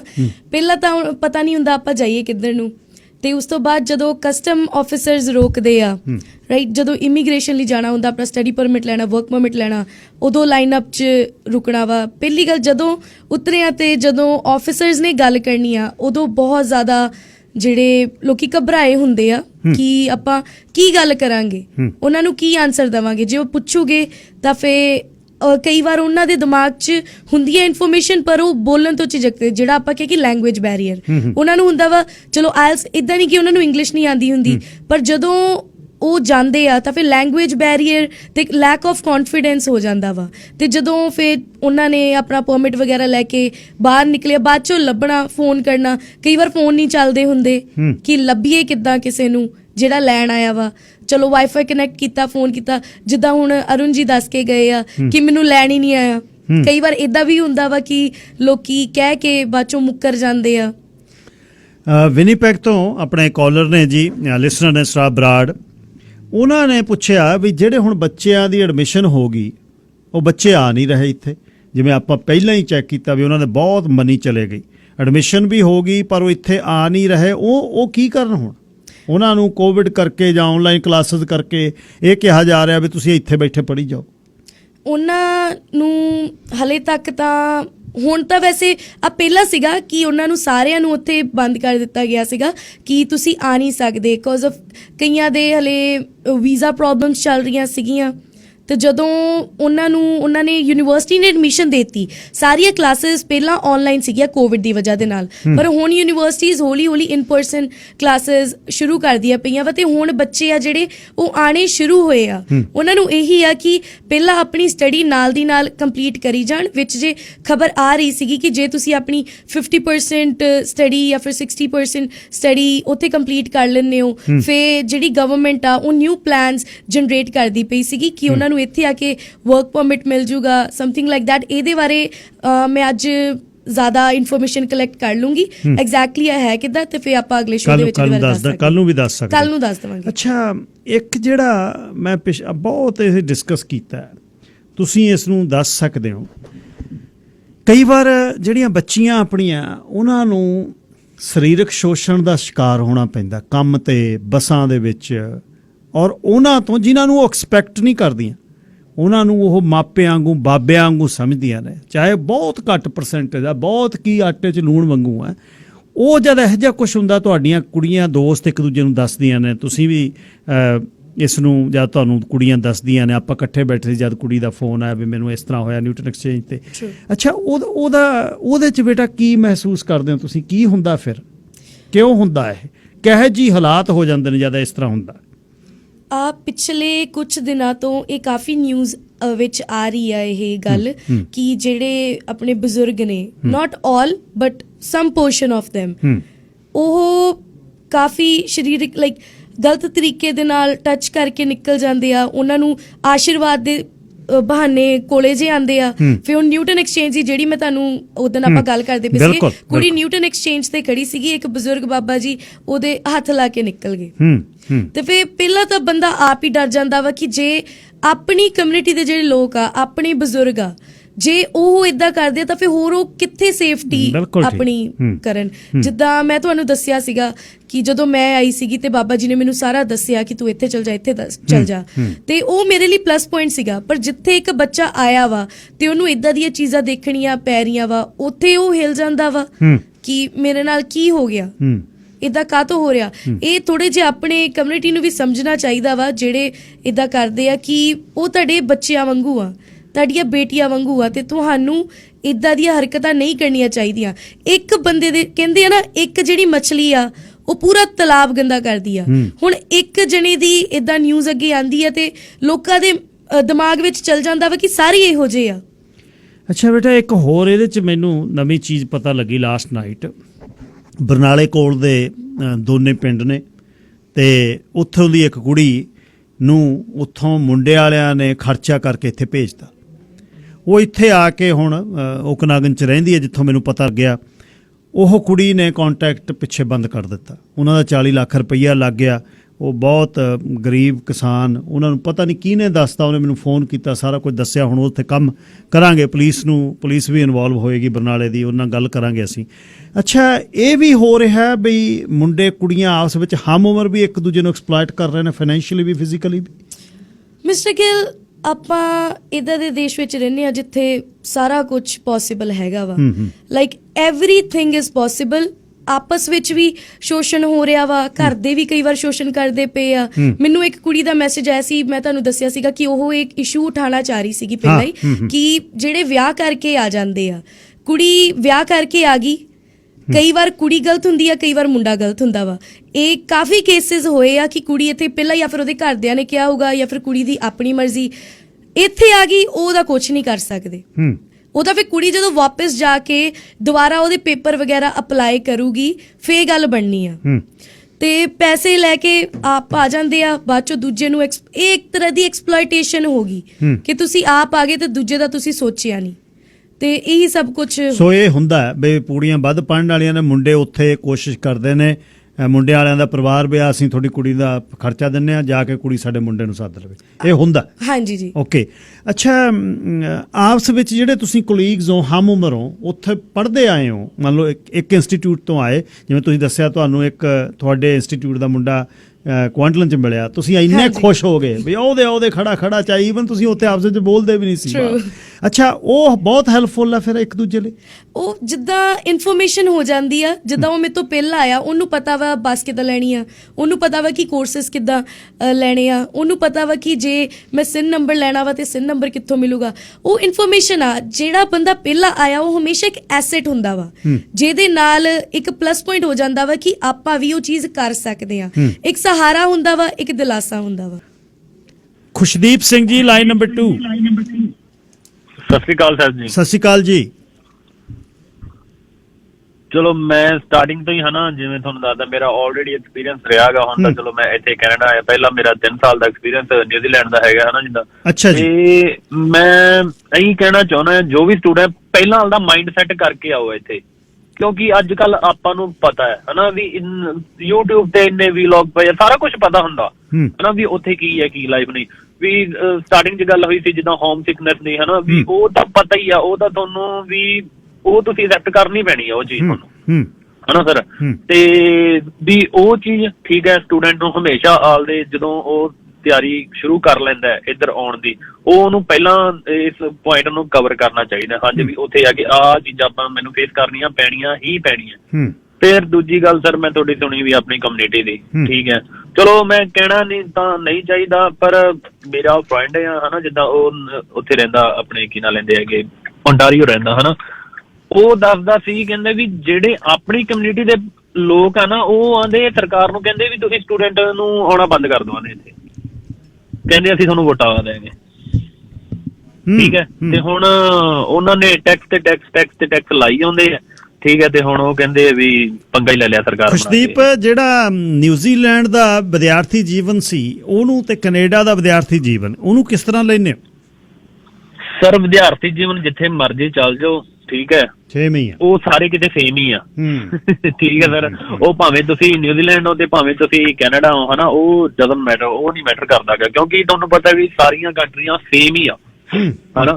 ਫਿਰ ਦੂਜੀ ਗੱਲ ਜਿਹੜੀ ਹੁਣ ਇਹ ਗੱਲ ਚੱਲ ਰਹੀ ਸੀਗੀ ਹਨਾ ਵੀ ਮੁੰਡੇ ਕੁੜੀ ਵਿਆਹ ਕਰਾ ਕੇ ਆ ਜਾਂਦੇ ਆ, ਮੇਰਾ ਇੱਕ ਗਰੁੱਪ ਬਣਿਆ ਹੋਇਆ, ਮੈਂ ਆਲਰੇਡੀ ਇੱਥੇ ਮੈਰਿਜ ਕਰਾ ਕੇ ਆਇਆ ਹਨਾ ਜੀ। ਜਿੱਦਾਂ ਮੇਰੀ ਵਾਈਫ ਪਹਿਲਾਂ ਆ ਗਏ ਸੀਗੇ, ਮੈਂ ਬਾਅਦ ਚ ਆਇਆ, ਮੈਂ ਲਾਸਟ ਈਅਰ ਆਇਆ ਗਾ। ਤੇ ਇੰਨਾ ਕੁ ਵੀ ਉਸ ਗਰੁੱਪ ਚ ਮੇਰੇ ਕੋਲੇ ਘੱਟੋ ਘੱਟ 300 ਜਣੇ ਆ, ਠੀਕ ਹੈ ਸਰ, ਤੇ 300 ਚ ਘੱਟੋ ਘੱਟ 15 ਜਣੇ ਇਹੋ ਜਿਹੇ ਆ ਜਿਨ੍ਹਾਂ ਨਾਲ ਇਹ ਕੇਸ ਹੋਇਆ ਗਾ। ਕੁੜੀਆਂ ਇੱਥੇ ਆ ਕੇ ਮੁੱਕਰ ਜਾਂਦੀਆਂ, ਠੀਕ ਹੈ, ਇੱਕ ਕੁੜੀ ਵੀ ਮੈਨੂੰ ਟੱਕਰੀ ਹੋਈ ਹੈ, ਉਹ ਮੁੰਡਾ ਮੁੱਕਰਿਆ ਸੀਗਾ ਇੱਥੇ ਆ ਕੇ, ਠੀਕ ਹੈ। ਕੁੜੀਆਂ ਦਾ ਹੁਣ ਰੱਬ ਜਾਣੇ ਹੁਣ ਕੀ ਇੱਥੇ ਆ ਕੇ ਹੋ ਜਾਂਦਾ, ਉਹ ਆਪਾਂ ਨੂੰ ਨਹੀਂ ਪਤਾ ਸਰ, ਠੀਕ ਹੈ, ਪਰ ਬਹੁਤ ਕੇਸ ਏਦਾਂ ਦੇ ਹੁਣ ਦੇਖਣ ਨੂੰ ਮਿਲ ਰਹੇ ਆ, ਬਹੁਤ ਹੀ ਜ਼ਿਆਦਾ। ਆ ਪਰਸੋਂ ਚੌਥੇ ਮੇਰੇ ਫਰੈਂਡ ਨੇ ਇੱਕ ਕਾਲ ਕੀਤੀ ਸੀ, ਉਹਦੇ ਨਾਲ ਵੀ ਆਹੀ ਹੋਇਆ, 20-25 ਲੱਖ ਰੁਪਏ ਦਾ ਉਹ ਸਿਰ ਤੇ ਕਰਜ਼ਾ ਚੜਾਈ ਬੈਠਾ, ਇੱਥੇ ਕੁੜੀ ਗੱਲ ਨਹੀਂ ਕਰੀ ਜਾਂਦੀ, ਪਤਾ ਨਹੀਂ ਕਿੱਥੇ ਹੈਗੀ ਉਹ ਕਿੱਥੇ ਹੈ ਨਹੀਂ, ਨਾ ਕੋਈ ਘਰਦਿਆਂ ਦੇ ਕੰਟੈਕਟ ਚ ਨਾ ਲੈਣਾ ਦੇਣਾ। Thank you Khushdeep. ਇੱਕ ਮੈਂ ਹੋਰ ਕਾਲਰ ਲੈ ਲਵਾਂ ਜੀ, Gurleen Kaur, line number 1। Hello, ਸਤਿ ਸ਼੍ਰੀ ਅਕਾਲ ਜੀ। ਸਤਿ ਸ਼੍ਰੀ ਅਕਾਲ ਗੁਰਲੀਨ। ਹੋਰ ਸਰ ਕੀ ਹਾਲ ਨੇ? ਬਹੁਤ ਠੀਕ ਬੇਟਾ, ਤੁਸੀਂ ਸੁਣਾਓ, ਦੱਸੋ। ਬਸ ਵਧੀਆ ਜੀ। ਹਾਂਜੀ ਦੱਸੋ। ਕਾਲ ਕੱਟੀ ਗਈ ਜੀ। ਸਮਾਂ ਘਟ ਗਿਆ, 3 ਕਾਲਰ ਨੇ, ਸੰਖੇਪ ਰੱਖਿਓ ਜੀ, ਮੈਂ ਸਾਰਿਆਂ ਨਾਲ ਗੱਲ ਕਰਨਾ। Inderjit Singh ji, line number 3। ਗਿੱਲ ਸਾਹਿਬ ਸਤਿ ਸ਼੍ਰੀ ਅਕਾਲ, ਛੋਟੀ ਭੈਣ ਰੋਮਨਪ੍ਰੀਤ ਨੂੰ ਵੀ ਸਤਿ ਸ਼੍ਰੀ ਅਕਾਲ। ਸਤਿ ਸ਼੍ਰੀ ਅਕਾਲ ਬਾਈ ਦਰਸ਼ਕਾਂ ਨੂੰ ਵੀ ਜੀ। ਤੇ ਗਿੱਲ ਸਾਹਿਬ ਸ਼ਾਰਟ ਕਰਦੇ ਆ ਜੀ, ਬਹੁਤ ਸੋਹਣਾ ਟੌਪਿਕ ਤੁਸੀਂ ਲੈ ਕੇ ਆਉਂਦੇ ਹੋ, ਬਹੁਤ ਜ਼ਰੂਰਤ ਆ ਸਮੇਂ ਦੀ। ਗਿੱਲ ਸਾਹਿਬ ਮੈਂ ਪਹਿਲਾਂ ਵੀ ਕਾਲ ਕਰਦਾ ਹੁੰਦਾ, ਮੈਂ ਵਿਨੀਪੈਗ ਤੋਂ ਮੂਵ ਹੋਇਆ, 3 ਸਾਲ ਹੋਏ ਨੇ ਕੈਨੇਡਾ ਆਏ ਨੂੰ, ਉੱਥੇ ਵੀ ਸਾਡਾ ਇੰਸਟੀਚਿਊਟ ਸੀਗਾ ਖੰਨੇ ਆਇਲਟਸ ਦਾ। ਇਹ ਜਿਹੜੀ ਪ੍ਰੋਬਲਮ ਆ ਰਹੀ ਆ, ਇੱਕ ਤਾਂ ਹੁਣ ਤਾਂ ਬਹੁਤ ਜ਼ਿਆਦਾ ਤੁਸੀਂ ਆਪਾਂ ਸੋਸ਼ਲ ਮੀਡੀਆ ਤੇ ਸਾਰੇ ਇੱਕ ਦੂਜੇ ਨੂੰ ਲੈ ਰਹੇ ਨੇ, ਪਰ ਬਲਾਈਂਡਲੀ ਆਉਂਦੇ ਆ, ਸਾਡੇ ਕੋਈ ਪਲੈਨਿੰਗਸ ਨਹੀਂ ਹੁੰਦੀਆਂ, ਜਿਹੜੀਆਂ 80% 80% ਆਪਾਂ ਗੱਲ ਕਰਦੇ ਆ, 20% ਚੰਗੇ ਵੀ ਨੇ। ਪਰ ਮੈਂ ਇਨ ਸ਼ਾਰਟ ਕਰਦਾ ਸੀ, ਉਰੇ ਆ ਗਏ 2 ਕਿਸਮ ਦੇ ਸਟੂਡੈਂਟ ਨੇ ਜੀ। ਇੱਕ ਨੇ ਤਾਂ ਸਟੱਡੀ ਕੰਪਲੀਟ ਕੀਤੀ, ਆਪਣੇ ਪੁਆਇੰਟਸ ਪੂਰੇ ਕੀਤੇ ਤੇ PNP ਲਈ ਆਪਣੀ ਜਦੋਜਹਿਦ ਇੱਥੇ ਸ਼ੁਰੂ ਕਰ ਲੈਂਦਾ। BC ਚ ਨਹੀਂ ਕੰਪਲੀਟ ਹੁੰਦੇ, ਜਿਹੜੀ ਅਦਰ ਪ੍ਰੋਵਿੰਸ ਜਾਂਦੇ ਨੇ। ਦੂਜੇ ਨੇ, ਉਹਨਾਂ ਨੇ ਸਟੱਡੀ ਵੱਲ ਧਿਆਨ ਹੀ ਨਹੀਂ ਦਿੱਤਾ, ਸਟੇਟਸ ਵੀ ਗਵਾ ਲਿਆ, ਬਾਅਦ ਚ LMI ਦੇ ਚੱਕਰ ਚ ਪੈ ਗਏ, ਵਿਚਾਰਿਆਂ ਦੇ ਲੱਖਾਂ ਡਾਲਰ ਉਹਨਾਂ ਦੇ ਉੱਥੇ ਖਰਾਬ ਹੋ ਗਏ। ਪਰ ਜਿਹੜੀ ਗਿੱਲ ਸਾਹਿਬ ਜਿਹੜੇ ਟੌਪਿਕ ਨੂੰ ਮੈਂ ਗੱਲ ਕਰਨਾ ਚਾਹੁੰਦਾ, ਬਾਕੀ ਤਾਂ ਗੱਲ ਕਰ ਲਈ ਸਾਰਿਆਂ ਨੇ, ਪਰ ਸੌਰੀ ਟੂ ਸੇ ਗਿੱਲ ਸਾਹਿਬ, ਸਾਰੇ ਨਹੀਂ, ਚੰਗੇ ਵੀ ਬਹੁਤ ਨੇ, ਫ੍ਰੀ ਵੀ ਕਰਦੇ ਨੇ। 80% ਸਾਡੇ ਲੋਕ, ਵਿਨੀਪੈਗ ਦੀ ਗੱਲ ਕਰੀਏ, ਓਨਟਾਰੀਓ ਦੀ ਗੱਲ ਕਰੀਏ, ਗਿੱਲ ਸਾਹਿਬ ਉਹਨਾਂ ਕੋਲ ਉਹਨਾਂ ਕੋਲ ਵਰਕ ਪਰਮਿਟ ਹੈਗੇ ਆ, ਉਹਨਾਂ ਕੋਲ ਓਪਨ ਵਰਕ ਪਰਮਿਟ ਨੇ। $30,000 ਟਰੱਕ ਦੀਆਂ ਸਿਰਫ PNP ਦੇ ਲੈ ਰਹੇ ਨੇ। ਤੇ ਉਹ ਤੋਂ ਵੀ ਮਾੜੀ ਗੱਲ ਜਿਹੜੀ ਹੋ ਰਹੀ ਹੈ ਗਿੱਲ ਸਾਹਿਬ, $30,000 ਲੈ ਲਿਆ, ਓਕੇ ਬੱਚੇ ਨੇ ਦੇਤਾ, 30 ਸੈਂਟ ਟੀਮ ਦੇ ਹੈਗੇ ਨੇ, 17 ਸੈਂਟ ਤੇ ਕੰਮ ਕਰਾਇਆ ਜਾ ਰਿਹਾ। ਗਿੱਲ ਸਾਹਿਬ ਮੈਨੂੰ ਇੱਕ ਗੱਲ ਦੱਸਣ ਵੀ ਇਹ ਗਿੱਲ ਸਾਹਿਬ 100 ਬੱਚਾ ਮੇਰੇ ਕੋਲ ਔਨ ਰਿਕਾਰਡ, ਮੈਂ ਔਨ 에ਅਰ ਕਹਿ ਰਿਹਾ ਤੁਹਾਨੂੰ, ਮੇਰੇ ਕੰਟੈਕਟ 'ਚ ਜਿਨ੍ਹਾਂ ਨਾਲ ਅੱਡ-ਅੱਡ ਕਿਸਮ ਦੇ ਸ਼ੋਸ਼ਣ ਹੋਏ ਨੇ, ਤੇ ਉਹ ਬੱਚੇ 17 ਸੈਂਟ ਤੇ ਕਦੇ ਆਪਾਂ ਔਨ 에ਅਰ ਲਿਆ ਕੇ ਗੱਲ ਕਰਾ ਦਾਂਗੇ, ਉਹ ਨਾਂ ਨਹੀਂ ਦੱਸ ਸਕਦੇ, ਉਹ ਵਿਚਾਰੇ ਫਸੇ ਹੋਏ ਨੇ। ਤੇ ਤੁਸੀਂ ਇਹ ਦੇਖੋ, ਤੁਸੀਂ ਯਾਰ ਇੰਨਾ ਖੂਨ ਚੂਸ ਕੇ ਆਪਾਂ ਕਿਵੇਂ ਸੁਖੀ ਰਹਿ ਲਾਂਗੇ? ਜਿਹੜੀ ਔਲਾਦ ਲਈ ਅਸੀਂ ਕੰਮ ਕਰ ਰਹੇ ਹਾਂ ਅਸੀਂ ਉਹਨੂੰ ਸਾਂਭੀਏ, ਨਾ ਕਿ ਵਿਚਾਰੇ 19-20 ਸਾਲ ਦੇ ਗਿੱਲ ਸਾਹਿਬ ਬੱਚੇ ਨੇ। ਬਹੁਤ ਛੋਟੇ। ਤੇ ਬਹੁਤ ਇਹ ਸੈਡ ਪਾਰਟ ਆ ਕੈਨੇਡਾ ਦਾ। ਅਸੀਂ ਇੰਡੀਆ ਨੂੰ ਜ਼ਰੂਰ ਲੈਂਦੇ ਹਾਂ, ਪਰ ਇਹ ਇਸ ਗੱਲ ਦੇ ਉੱਤੇ ਕਮਿਊਨਿਟੀ ਨੂੰ ਇਕੱਠੇ ਹੋਣਾ ਪੈਣਾ, ਕਿਉਂਕਿ ਫਿਊਚਰ ਤਾਂ ਇਹੀ ਆ ਸਾਡਾ। ਬਿਲਕੁਲ ਕਰਾਂਗੇ ਜੀ, ਇਸ ਤੇ ਆਪਾਂ ਕੰਟੀਨਿਊਟੀ ਰੱਖਾਂਗੇ। ਰੋਮਨ 30 ਸੈਕਿੰਡ ਅਖੀਰ 'ਚ ਕੁਝ ਕਹਿਣਾ ਚਾਹੋ। ਮੈਂ ਬਸ ਆਹੀ ਕਹਿਣਾ ਚਾਹੂੰਗੀ ਕਿ ਆਪਣਾ ਜਿੱਦਾਂ ਉਹ ਕਹਿ ਕੇ ਗਏ ਆ ਕਿ ਜਦੋਂ ਤੁਸੀਂ ਪਹਿਲੀ ਵਾਰ ਆਉਣਾ ਤੇ ਆਪਣਾ ਮਾਈਂਡ ਸੈਟ ਕਰਕੇ ਰੱਖੋ, ਤੇ ਜਦੋਂ ਵੀ ਕਿਤੇ ਵੀ ਤੁਹਾਡੇ ਨਾਲ ਕੋਈ ਵੀ ਸ਼ੋਸ਼ਣ ਹੋ ਰਿਹਾ ਵਾ, ਕੋਈ ਵੀ ਪ੍ਰੋਬਲਮ ਆ ਰਹੀ ਹੈ, ਤੁਹਾਨੂੰ ਵਰਕ ਪਰਮਿਟ ਤੇ ਆ ਰਿਹਾ, ਪਹਿਲਾਂ ਤਾਂ ਆਪਣਾ ਜਿਹੜਾ ਲੀਗਲ ਸਟੇਟਸ ਆ ਉਹ ਬਣਾ ਕੇ ਰੱਖੋ, ਤੇ ਜਿਹੜੀ ਵੀ ਪ੍ਰੋਬਲਮ ਆ ਰਹੀ ਆ ਆਪਣੇ ਕਿਸੇ ਵੀ ਵੱਡੇ ਨੂੰ ਤੇ ਨਾਲ ਦੀ ਨਾਲ, ਜਾਂ ਫਿਰ ਜੇ ਪੁਲਿਸ ਨੂੰ ਕਰ ਸਕਦੇ ਹੋ ਤੇ ਨਾਲ ਦੀ ਨਾਲ ਸ਼ੇਅਰ ਕਰੋ। ਆਪਣੇ ਵਿੱਚ ਜਿੰਨੀ ਦੇਰ ਤੱਕ ਤੁਸੀਂ ਗੱਲ ਰੱਖੋਗੇ ਨਾ ਉਹਦਾ ਕੋਈ ਸੋਲਿਊਸ਼ਨ ਨਿਕਲਣਾ ਵਾ, ਤੇ ਤੁਸੀਂ ਉਹਨੂੰ ਓਵਰਥਿੰਕ ਕਰਕੇ ਉਹ ਗੱਲ ਦੇ ਨਾਲ ਤੁਸੀਂ ਹੀ ਡਿਪਰੈਸ ਹੋਣਾ ਵਾ। ਰੋਮਨ ਧੰਨਵਾਦ ਬਹੁਤ। ਅਗਲੇ ਵੀਰਵਾਰ ਫਿਰ ਆਪਾਂ ਇਕੱਠੇ ਬੈਠਾਂਗੇ, ਇਹਨੂੰ ਆਪਾਂ ਹੋਰ ਇਲੈਬੋਰੇਟ ਕਰਨਾ ਕਿ ਬੱਚੇ ਜੁਆਇਨ ਕਰਨ, ਉਹਨਾਂ ਦੀਆਂ ਮੁਸ਼ਕਲਾਂ ਦਾ ਆਪਾਂ ਹੱਲ ਕੋਈ ਸ਼ੁਰੂ ਕਰੀਏ। ਧੰਨਵਾਦ। ਰੋਮਨਪ੍ਰੀਤ ਕੌਰ ਸ਼ੋਅ ਦੇ ਪ੍ਰੋਡਿਊਸਰ ਨੇ ਮੇਰੇ ਦੇ ਜੀ, ਗੱਲਬਾਤ ਕਰ ਰਹੇ ਸੀ।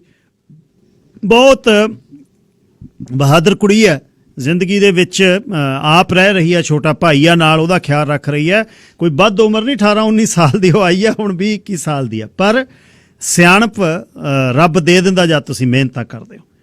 ਸੋ ਸਾਰੀਆਂ ਬੱਚੀਆਂ ਨੂੰ ਹੀ ਮੈਂ ਤਾਂ, ਜਿੰਨੇ ਮੁੰਡੇ ਨੇ ਬੱਚੇ ਨੇ ਇਹ 20-20 ਸਾਲਾਂ ਦੇ, ਇਹਨਾਂ ਦਾ ਖਿਆਲ ਰੱਖੋ ਪਲੀਜ਼। ਗੱਲ ਇਹ ਹੈ ਜੀ, ਜ਼ਿੰਦਗੀ ਦੇ ਵਿੱਚ ਮੁਸ਼ਕਲਾਂ ਰਹਿਣੀਆਂ ਨੇ ਤੁਹਾਨੂੰ, ਆਪਣੇ ਤੌਰ 'ਤੇ ਵੀ, ਭਾਈਚਾਰੇ ਦੇ ਤੌਰ 'ਤੇ ਵੀ, ਕੌਮੀ ਤੌਰ 'ਤੇ ਵੀ, ਪਰ ਚੜ੍ਹਦੀ ਕਲਾ 'ਚ ਰਹਿਣ ਦੀ ਜ਼ਰੂਰਤ ਹੈ। ਡਾਕਟਰ ਸਾਹਿਬ, ਡਾਕਟਰ ਜੰਡੀ ਜੀ ਤੇ ਸਰਾਰਤੂਰ ਜੀ, ਮੈਂ ਮਾफ़ੀ ਮੰਗਦਾ, ਗੱਲ ਨਹੀਂ ਹੋ ਸਕਣੀ ਤੁਹਾਡੇ ਨਾਲ, ਤੇ ਪਰ ਮੈਂ ਆਫ ਦੀ ਏਅਰ ਤੁਹਾਡੇ ਨਾਲ ਗੱਲ ਕਰਾਂਗਾ, ਹੋਲਡ ਕਰਿਓ। ਕੱਲ੍ਹ ਨੂੰ ਮੁੜਦੇ ਹਾਂ ਜੀ ਫੇਰ 9 ਵਜੇ।